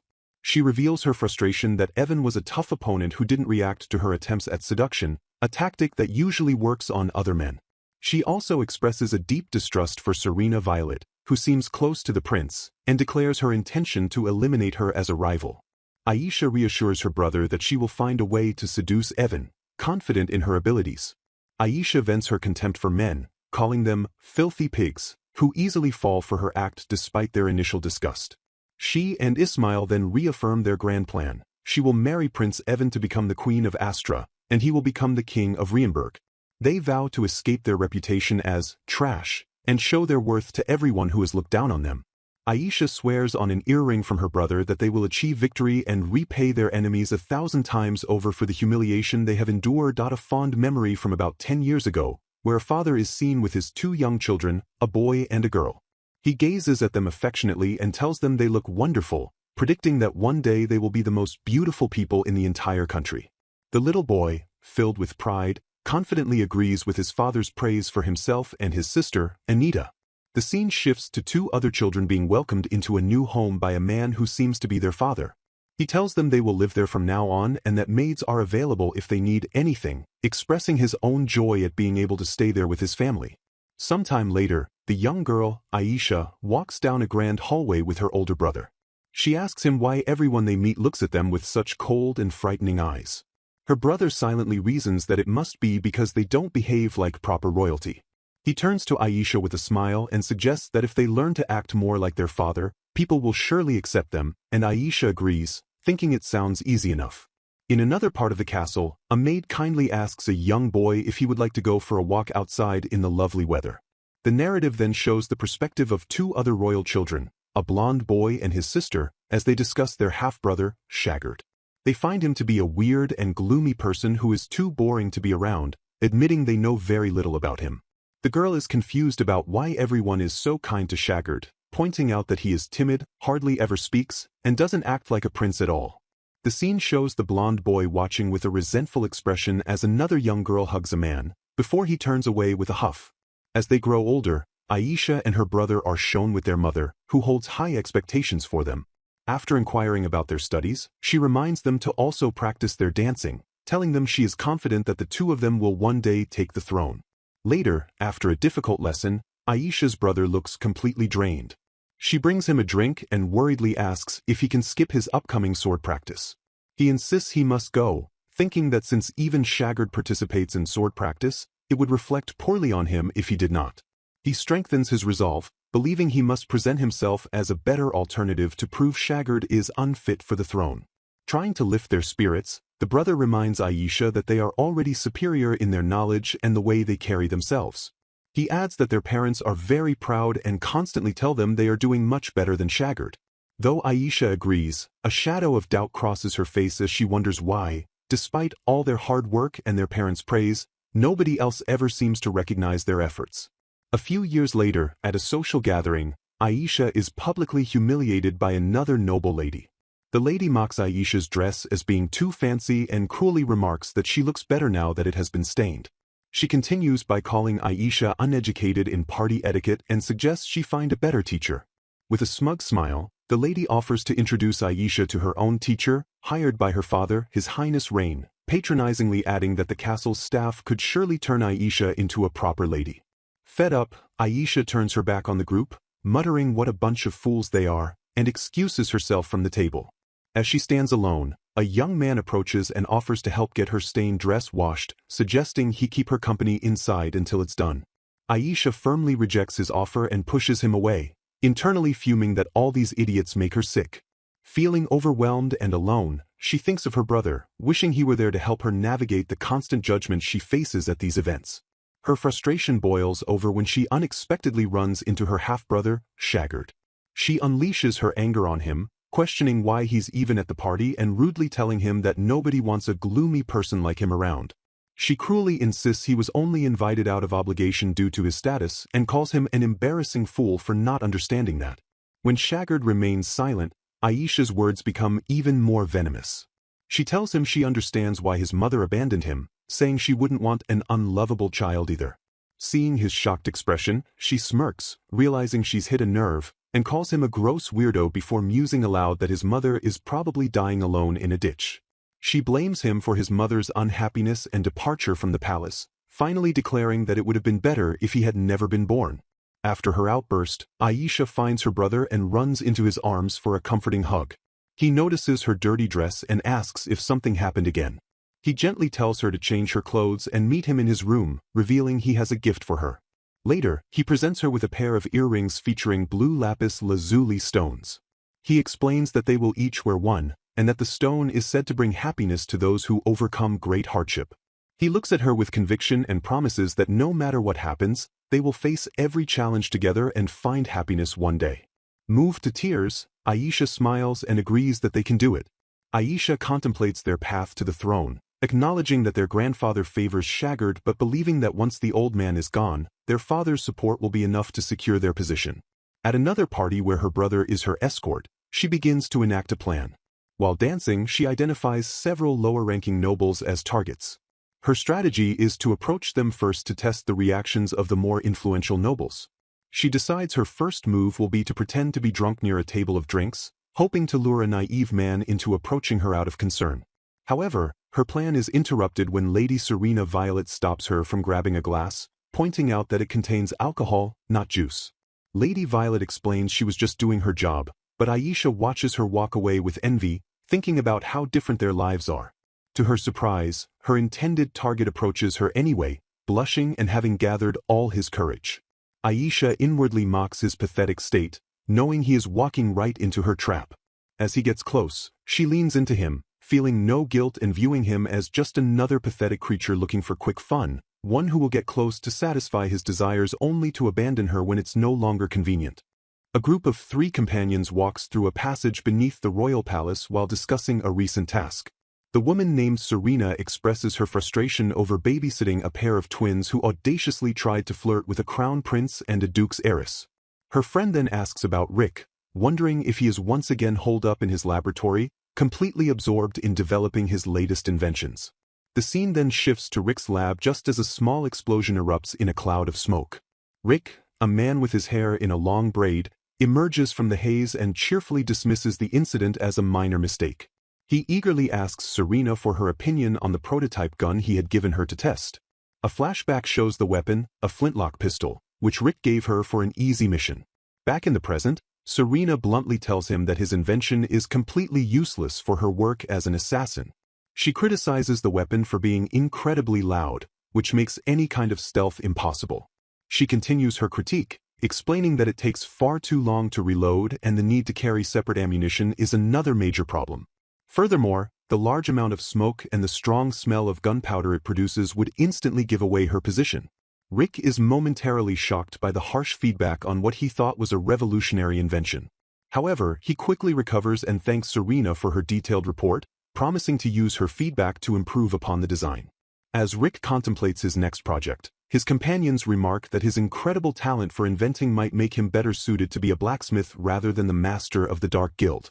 The conversation then returns to the main topic of their guests, the siblings who are causing trouble. Rick explains that the siblings, who are the children of a viscount, are in a very difficult social position in their home country. No one there wants to marry them, which makes it impossible for them to improve their status, and this is likely why they came here. He assumes they are now looking to marry high-ranking nobles in this new land. Serena realizes with annoyance that she and her companion, Evan, are the perfect targets for the siblings' ambitious plans. Rick then mentions that an item she ordered some time ago is finally ready and he goes to retrieve it for her.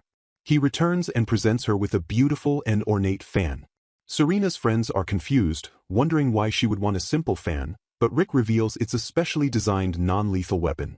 The fan is made of steel but has a blunt edge, making it a perfect tool that she can easily carry into official events without raising suspicion. Evan expresses his surprise, noting that Serena usually carries deadly weapons. Serena explains that since killing the siblings would cause significant problems, she needs a way to handle them non-lethally. She admits she isn't well trained in non-lethal combat, so the steel fan is a good solution for knocking someone out if necessary. A brief memory flashes through her mind of her past life, where she died while trying to assassinate a crown prince. She finds it ironic that in this life, she is now tasked with guarding royalty. Before she leaves, Rick promises to have her test the next version of his gun once it's complete. Serena departs after telling him to be careful with his experiments. Later, at a school, Serena is greeted by a cheerful blonde girl named Scarlett Jordan, who has heard that Serena will be the caretaker for the new exchange students. Evan introduces himself as Tiger, Serena's attendant, while Scarlett introduces herself as Serena's best friend, much to Serena's quiet confusion. They proceed to the auditorium for the official welcome ceremony. The Crown Prince of Rienburg, Shagard, gives a remarkably short and unenthusiastic welcome speech to the student body. Following him, the other exchange students, Ismail and Aisha Alaban, make a much grander entrance. Serena and her friends are stunned to realize these are the same annoying siblings they encountered at the palace. Ismail and Aisha introduce themselves with great flair, charming the other students with their good looks and confident demeanor. Evan is visibly irritated as Ismail falsely presents himself and his sister as royalty, a claim that the captivated students readily believe. Serena observes that the siblings' attractive appearances are effectively helping them gain attention despite their actual low status. Scarlett comments on their flashy ballroom-style attire, and Serena mentions that she had advised them to wear something more practical and easy to move in. When Scarlett points out Serena's own stylish outfit, Serena describes it as simple and calming, completely oblivious to her own appeal. The group later discusses the social situation, noting that the Alaban siblings are actively building connections. Many lower-ranking nobles and those not involved in politics are flocking to them, hoping to gain some benefit, while the higher-ranking nobles are wisely keeping their distance. The difference in information among the nobles is a significant issue, as those approaching the Alabans are simply unable to read the situation correctly. Meanwhile, Prince Shagard is doing the opposite, trying his best to remain unnoticed and keeping to himself. This behavior is dangerous for him, as his position is not secure and he needs to build connections to protect himself. Serena, however, feels that his fate is not her concern as long as she completes her mission. After school, Serena waits to escort Prince Shagard back to the palace, remarking on his tendency to disappear and the strange lack of guards for a crown prince. Soon after, Tiger arrives with an injured-looking Shagard. The prince dismisses his injuries, claiming he simply tripped and fell, before quickly departing in a carriage. Tiger then reports to Serena that he found Shaggard coming out of a bathroom with Ismail, looking disheveled and hurt. Suspecting that something happened between the two, Serena decides to take action. She instructs Tiger to keep a close watch on the Alaban siblings, while she will secretly monitor Prince Shaggard to uncover the truth. Serena arrives at a grand location where she is greeted by another woman named Aisha. Aisha, who is surrounded by a group of men, smiles confidently as Serena and her companion approach. Aisha immediately confronts Serena, questioning why she is being addressed so informally without any honorifics. She then mentions hearing that Serena doesn't have friends and casually proposes that they become friends themselves. Serena flatly rejects the offer and states that she sees no personal benefit in such a relationship, which causes her to internally wish she could just murder the annoying woman. One of Aisha's male followers insults Serena by calling her an idiot for refusing Aisha's offer. Serena recognizes this man as someone who was intently watching Aisha during a previous party. The man proudly declares that Serena, a duke's daughter, should feel it is beneficial to be friends with him since he is related to the royalty of Reborn, and another companion adds that she cannot disrespect someone with royal blood. Serena mentally analyzes the situation and realizes that Aisha is simply putting on a facade. She understands that Aisha actually despises the men who are so easily swayed by her and sees them merely as disposable tools to manipulate, much like a honey trap assassin Serena knew in her past life.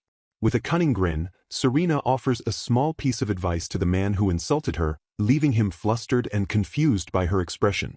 The man is visibly terrified by what Serena told him, and Aisha steps in to protect him. She tells Serena to stop scaring her friends and asks if she is making a threat. Serena calmly warns the man that he should start using his brain more or he might face very bad consequences in the near future. Aisha then plays the part of a caring person by asking her frightened companion if he is okay. Serena inwardly notes that Aisha is talented at acting like a hero who rescues her followers from a villain. Serena then turns her attention to another woman, Lady Alaban, and warns her to be mindful of her tone, reminding her that in Astra a viscount's rank is significantly lower than a duke's. Suddenly, a dark-haired man named Ismail rushes forward and calls out to Lady Violet, who is Serena. He apologizes on behalf of his sister, Aisha, explaining that she is on edge because this is her first diplomatic mission. He formally states that his house would be honored to establish a friendly relationship with hers. Ismail continues his apology and asks Serena to forgive his sister's mistakes while offering to treat her to a meal. After initially refusing, Serena curtly agrees, which makes Ismail extremely happy. Elsewhere, two men named Tiger and Evan are shown hiding in the ceiling as they monitor someone named Shaggard. One of them tells the other to control his killing intent so they can remain hidden, though they both seem to share the same desire. Later, Serena stands with a man named Evan, who she was just speaking with. The scene showed that while Aisha was talking to Evan, Ismail was trying to get Serena's attention after successfully using his good looks to build connections with other ladies who recently joined Aisha's group. Evan tells Serena that he can't understand why Aisha keeps picking fights with her lately. Serena explains that Aisha has built a fan club of lower and middle-ranking nobles, making it hard for anyone else to get close to her. She theorizes that Aisha believes Serena is the reason her advances on Evan are failing and is therefore trying to make Serena look bad in front of him. Serena thinks about how Evan doesn't seem to care about her reputation at all, just as Aisha cheerfully approaches and asks to go with her. Evan remarks that they seem to be getting along and asks if Tiger is not with her.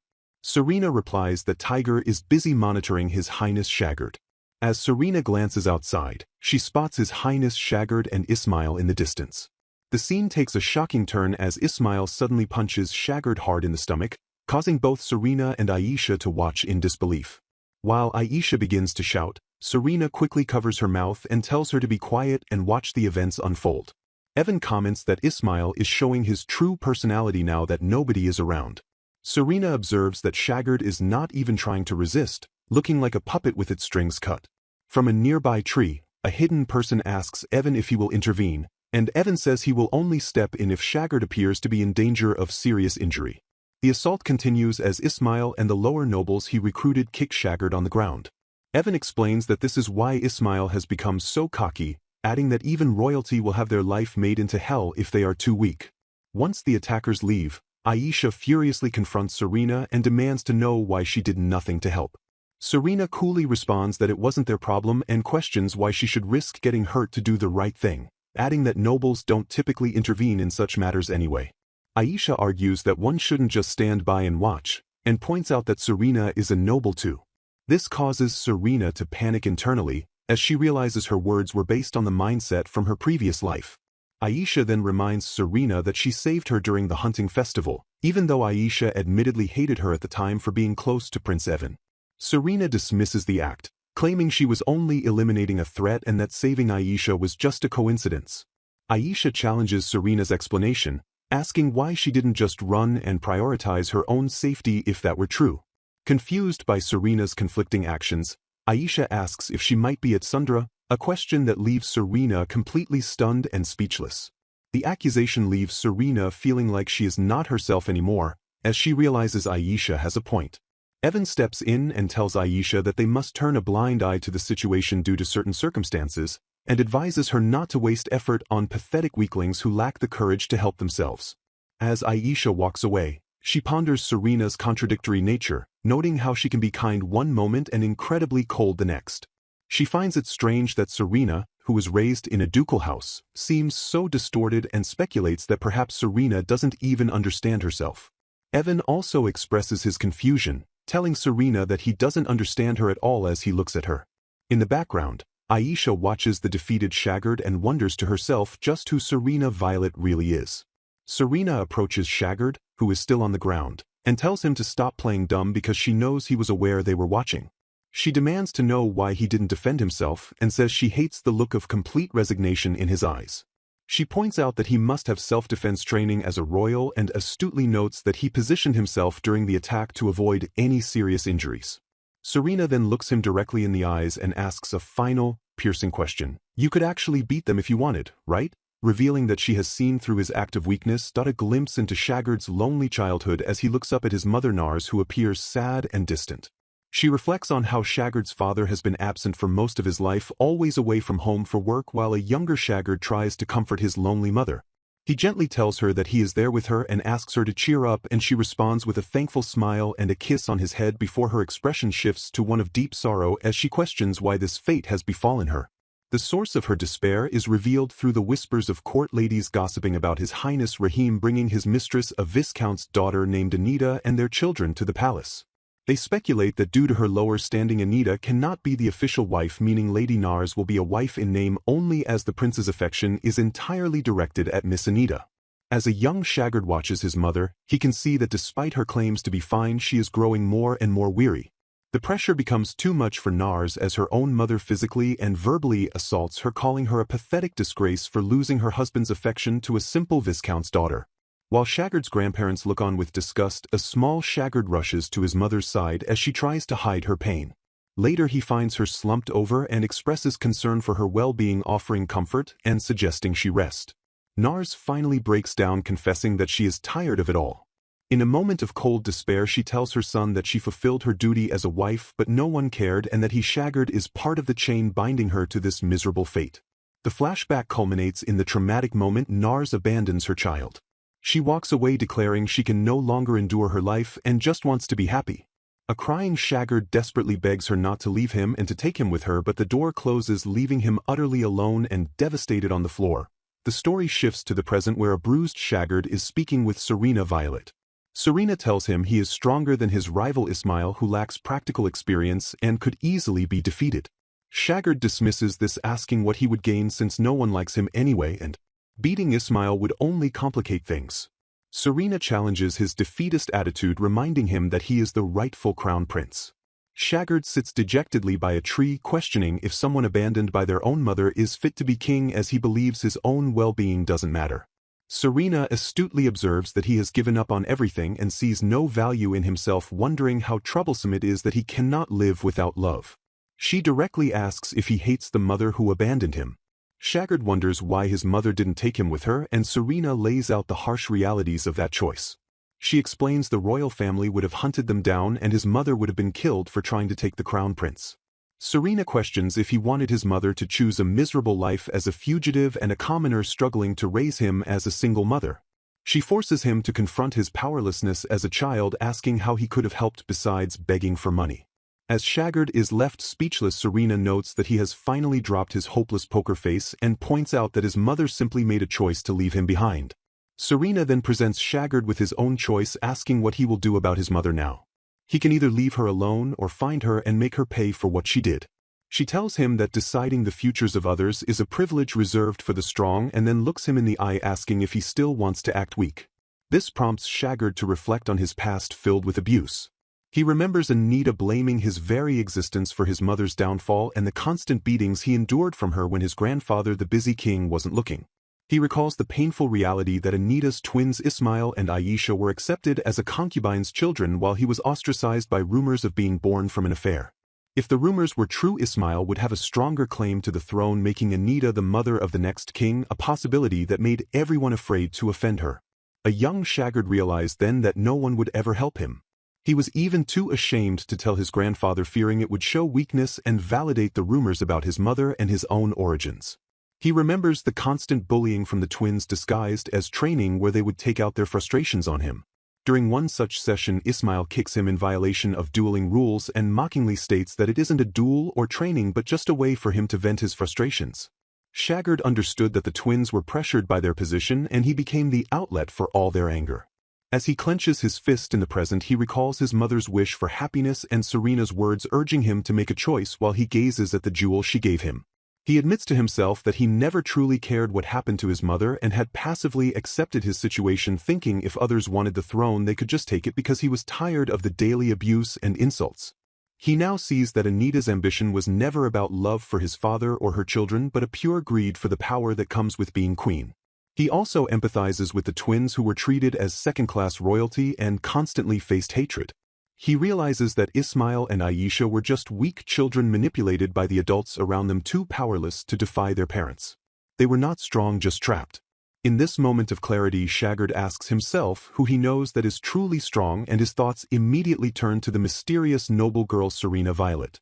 He smiles faintly, thinking that she would mercilessly fight back against anyone who stood in her way. Holding the jewel from her, he has a final revelation: if he stays weak, nothing will ever change. With a newfound determination in his eyes, Shagard finally knows what he has to do. An elegant woman in a hat and a tiered dress walking forward as a man with an eye patch follows behind her, carrying two large, wrapped gift boxes. The scene then shifts to a dark city at night, where two figures, a woman in a black combat outfit and a man dressed in similar attire, stand surrounded by the bodies of defeated assassins. She wonders aloud if the twins' father sent all these attackers after Shagard, even though Shagard is his own son. The man explains that the king of Reborn officially claims he could not do such a thing to his son. However, he shares a different theory from someone named Rick, suggesting the king actually wants his troublesome son Rahim to self-destruct from his own stupidity rather than simply being exiled. The woman, Serena, grows frustrated, thinking about how Rick assumes she and her partner Tiger are tireless machines. Because of Rick's plans, they have been forced to eliminate a significant portion of Reborn's underworld population day and night. This constant fighting happens while they are also trying to fulfill their duties as guides to the twins and Shagard. Tiger then asks for her thoughts on the new gun Rick provided her, and Serena recalls how good it is. A flashback shows a smiling Rick presenting a very small firearm, which he calls the pocket pistol, explaining he made improvements based on her feedback. The gun is small and light, making it easy to hide. Rick points out that it has two magic stones embedded in it. One stone silences the shots completely, while the other is enchanted to move objects. He adds that the ammunition pouch also has one of these enchanted stones. Rick continues his explanation in the flashback, revealing that after both rounds are fired, the magic stones will automatically reload the gun. He cautions that this function has a limited range from the ammunition pouch, so it must be carried at all times. Serena reflects on the rarity of magic stones, which are ancient artifacts with lost manufacturing methods, making it amazing that Rick found multiple perfectly suited ones. Back in the present, Serena stands over more defeated foes, acknowledging that the new gun provides a mid-range attack option that allowed her to end the battle quickly despite the large number of enemies. She muses that in her role as a bodyguard protecting the prince, she is killing far more people than she ever did as an assassin in her previous life, where her targets were mostly individuals. As she sees the next wave of assassins approaching, she thinks of the knight who killed her and wonders how many people he must have killed. Serena comments on the poor quality of assassins in both Astra and Reborn, noting they are third-rate fighters who can't even properly assess an opponent's strength. She wonders if the peaceful era has caused them to grow weak. Down below, the defeated assassins complain about how they were taken down by only 2 people, one of whom was a woman using a strange weapon. Serena feels that their weakness just makes her job easier and proves she is on another level. She looks forward to her day off tomorrow and confirms that a cleaner will handle the aftermath of the mission. The next day, Serena is having tea outside with her mother at a large estate. Her mother cheerfully asks how school has been and if she is having fun. She then expresses worry that Serena never invites friends over and asks if she is being bullied. Internally, Serena thinks about how annoying people are at home, but she tells her mother that she would simply kill anyone who bullied her. Her mother finds this reassuring but is still concerned. Serena reflects on her relationship with her mother, who has kept her distance ever since Serena stabbed a dog as a child. Lately, her mother has been approaching her more, perhaps due to the incident involving Rosemary. Serena admits she has never understood her airhead mother and didn't mind their distant relationship. Her mother then asks if she has any plans for the day. Her mother observes that while she was always on good terms with Rosemary, she and Serena don't really understand each other. She then suggests they go shopping together to try and get along, noting that Serena never goes shopping anyway. Serena agrees, thinking that although it's a hassle, it would be good to maintain the outward appearance of a good relationship with her mother. While walking through the busy markets, Serena is surprised to see other noblewomen, as she had always thought only commoners visited such places. Her mother enthusiastically points out different stores. Inside a shop, her mother holds up a necklace, saying it's very cute and would look great on Serena. Serena looks at her reflection in a mirror, thinking that she has never cared about her appearance and can't tell if it looks good on her. To appease her mother, Serena agrees that the necklace looks cute. Relieved that she gave the right answer, she watches as her mother happily points to another item. Serena then notices Tiger looking off to the side thoughtfully and wonders what has caught his attention. Tiger approaches and says he just remembered something he needs to do, asking her to wait for him. He requests that she stay with her mother. Serena asks if he will be alright going alone, and he assures her it's not a problem. Serena watches as Tiger skillfully blends into the crowd and disappears, noting he's quite good at it. She reflects that taking just one step off the common path leads to a completely different world, the world she grew up in during her previous life. This is a world most normal people never come into contact with. In a nearby alley, she sees a group of 3 older men giving a small boy a single copper coin as his share, which clearly upsets him. When one of the men confronts the boy for his reaction, the boy timidly says it's nothing. Serena observes that they can exploit the boy because they are stronger. This is a world ruled by the survival of the fittest, where the strong prey on the weak. One of the men notices Serena and crudely asks if she wants to play with them, but she thinks his offer is laughable. Serena swiftly incapacitates the men, telling them they are far too weak to be entertaining in any way. As the men lie defeated on the ground, Serena sighs in frustration, saying she had hoped to spend just one day acting like a proper noble lady. She then addresses the stunned little boy, telling him she is going to take her mother's stolen purse back. The boy apologizes fearfully, and Serena tells him that she doesn't really care what happens to him. However, she offers to take him to an orphanage that her mother supports if he wants to escape his current situation, reflecting that this is what a proper noblewoman like her mother would probably do. Later, Serena rejoins her mother and subtly returns the stolen wallet to her bag without her mother noticing. Her mother, completely oblivious, asks if her errands are done. Serena is amazed at her mother's lack of awareness and decides that for today, she will simply be a noble lady. The following morning, Serena and Tiger are back in their combat attire. Tiger sighs that they didn't get any rest the previous day either, and it seems they can't catch a break. Serena agrees, saying she can already tell today will be no different. Just then, a young man with light-colored hair approaches and greets Serena as Miss Violet. He is identified as Prince Shaggard, and he apologizes for calling for them. He then makes a request directly to Serena, who is known as Miss Violet, asking her to teach him how to fight. An evocative image of Serena floating down through dark water, her hand reaching up as bubbles escape her mouth. The scene then shifts to Prince Evan, who looks shocked as he asks Serena to repeat her words. Serena, looking reserved, tells him she is just an ordinary noble lady and has nothing she can teach him. Evan, however, remains persistent, his expression set with determination as he questions why she would choose to remain weak. Evan clenches his fist, explaining his desperation to learn how to fight and his feeling of being stuck. He insists that Serena is stronger than any knight he knows and that he specifically needs her kind of strength, not the conventional skills of a knight. Serena, her expression twitching slightly, suggests he should ask Prince Evan for assistance, noting that the prince could easily find him the best possible teacher. Evan immediately dismisses this idea, stating that he is already quite confident in his own sword skills but understands that a knight's fighting style has limitations. He knows that his swordsmanship alone isn't enough for him to survive what's to come. He looks at her with piercing intensity, declaring that he needs to learn the assassin's way of fighting, which is something only she can teach him. Serena's demeanor instantly changes, becoming cold and menacing. She steps invadingly close to Evan, her face just inches from his as her hand rests on his chin, while an image flashes showing her poised behind him as if ready to snap his neck. She asks if it ever occurred to him that if she truly is an assassin, asking her for training might end with him dead at her hands. Despite sweating and looking nervous, Evan admits he has considered that dangerous possibility but chose to bet on her anyway. He confesses that he struggles to tell friend from foe and needs to trust someone he has judged with his own eyes, not just someone appointed by others. He reveals he recognized her aura as being the same as other assassins he's encountered, but hers is significantly sharper and colder. Crucially, he notes that he sensed her murderous intent was never aimed at him. Evan finishes by stating that, above all, he knows she is far stronger than any of them.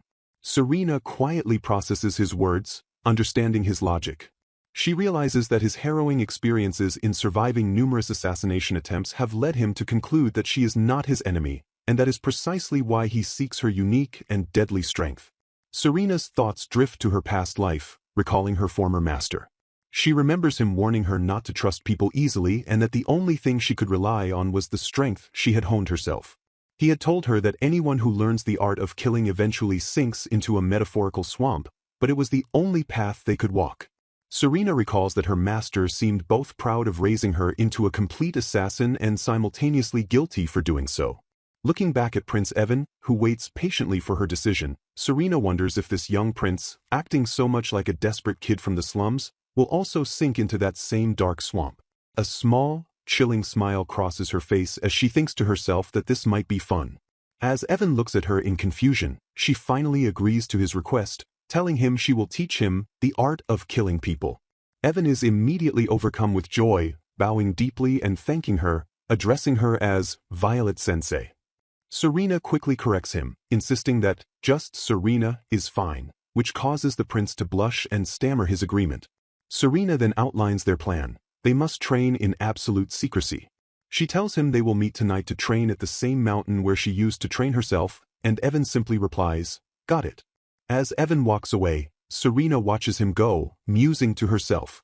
She wonders how this young man will change once he has mastered the art of killing. She also anticipates the shocked reactions of those two when the person they dismissed as weak suddenly reveals his fangs.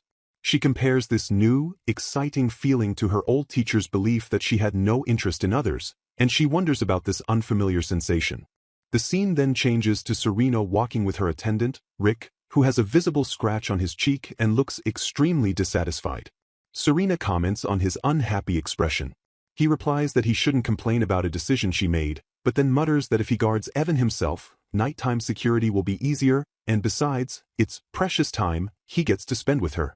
Serena, shown as a small, confused chibi, didn't hear his last comment and wonders if it means he likes his job. Serena stops and tells Rick to excuse her, presenting him with a kanzashi, a type of ornate hairpin from a foreign country. She explains she found it while shopping and that its sharp tip could be used as a weapon in an emergency. Rick looks annoyed, reminding her he previously said he wanted to avoid sharp objects. Serena explains that she lost her own hidden weapon, a hair ornament, during the recent monster incident. She says that seeing Lord Rick with his steel fan made her feel she should offer him something in return. Rick dismisses the gift, saying he doesn't need it and boasting that he could kill someone with a simple pen if he truly wanted to.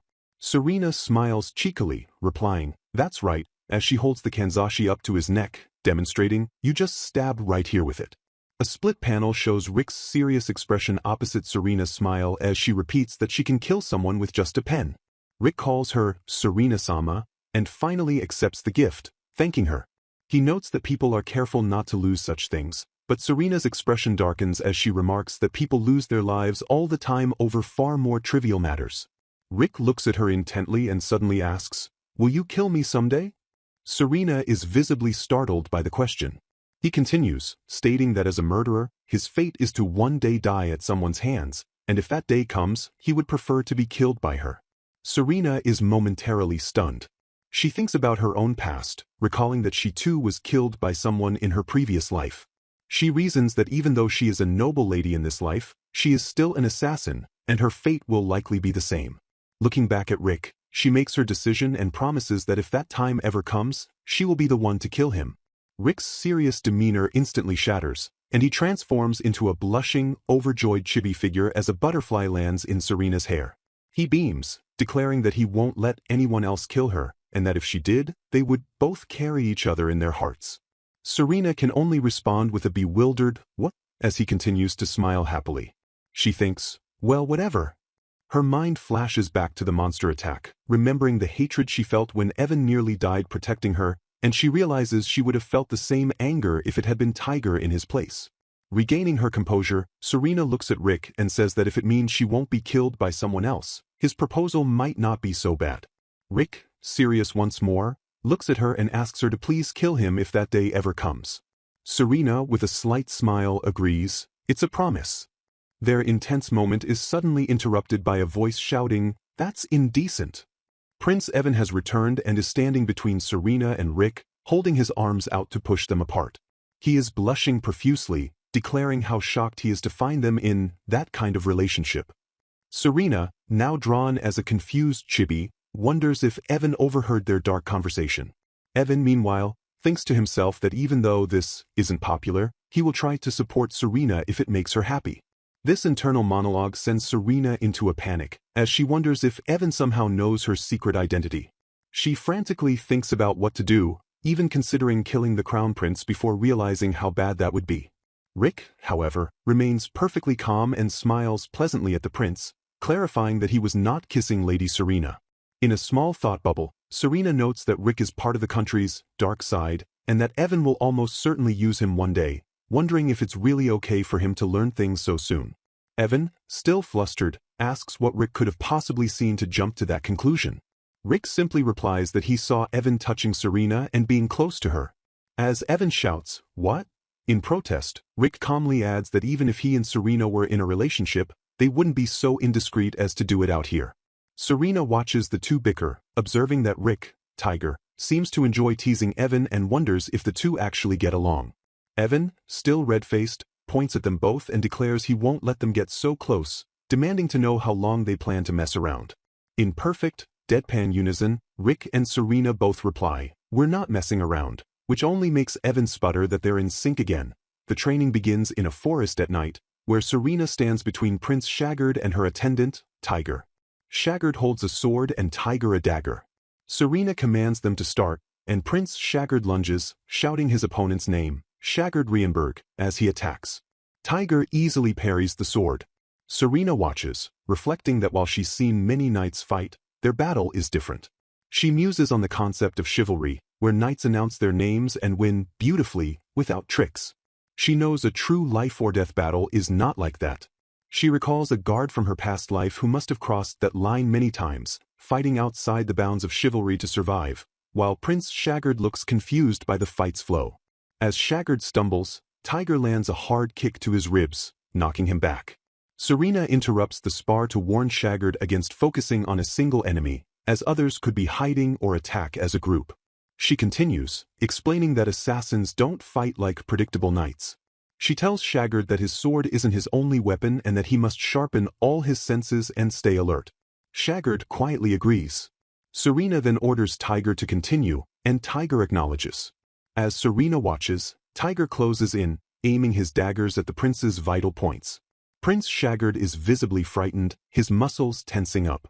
He knows this is just training, but Tiger's killing intent feels terrifyingly real. Serena observes that Tiger is following orders to go easy but is showing no mercy. She shouts at Shaggard not to fear death, as fear itself is what kills. She also mentally notes that Tiger must get used to this feeling to be able to act on command. At the end of the session, Shaggard is on the ground, defeated and panting. Tiger asks if that's all he's got. Serena tells the prince that falling or dropping his sword in battle means death and that they will train again tomorrow. Shagard weakly agrees, and Serena instructs Tiger to carry him. The following night, Shagard returns, to Serena's surprise.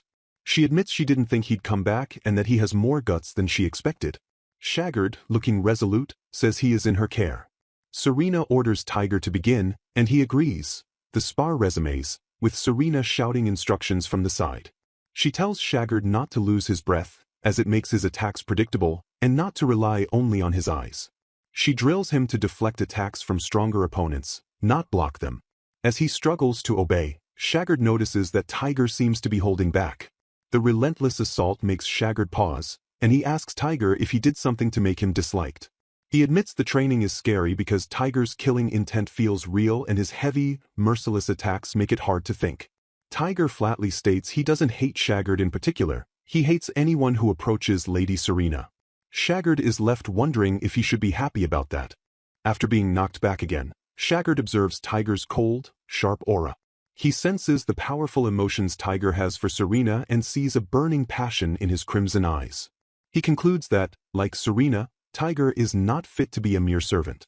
Looking at the pair, Shagard, though bruised and sweaty, smiles slightly and thinks they are interesting people.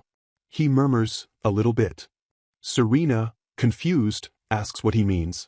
In an instant, she flashes before him and presses a dagger to his throat, causing him to gasp. She chides him for letting his guard down. Shagard protests that he relaxed because he didn't sense any killing intent.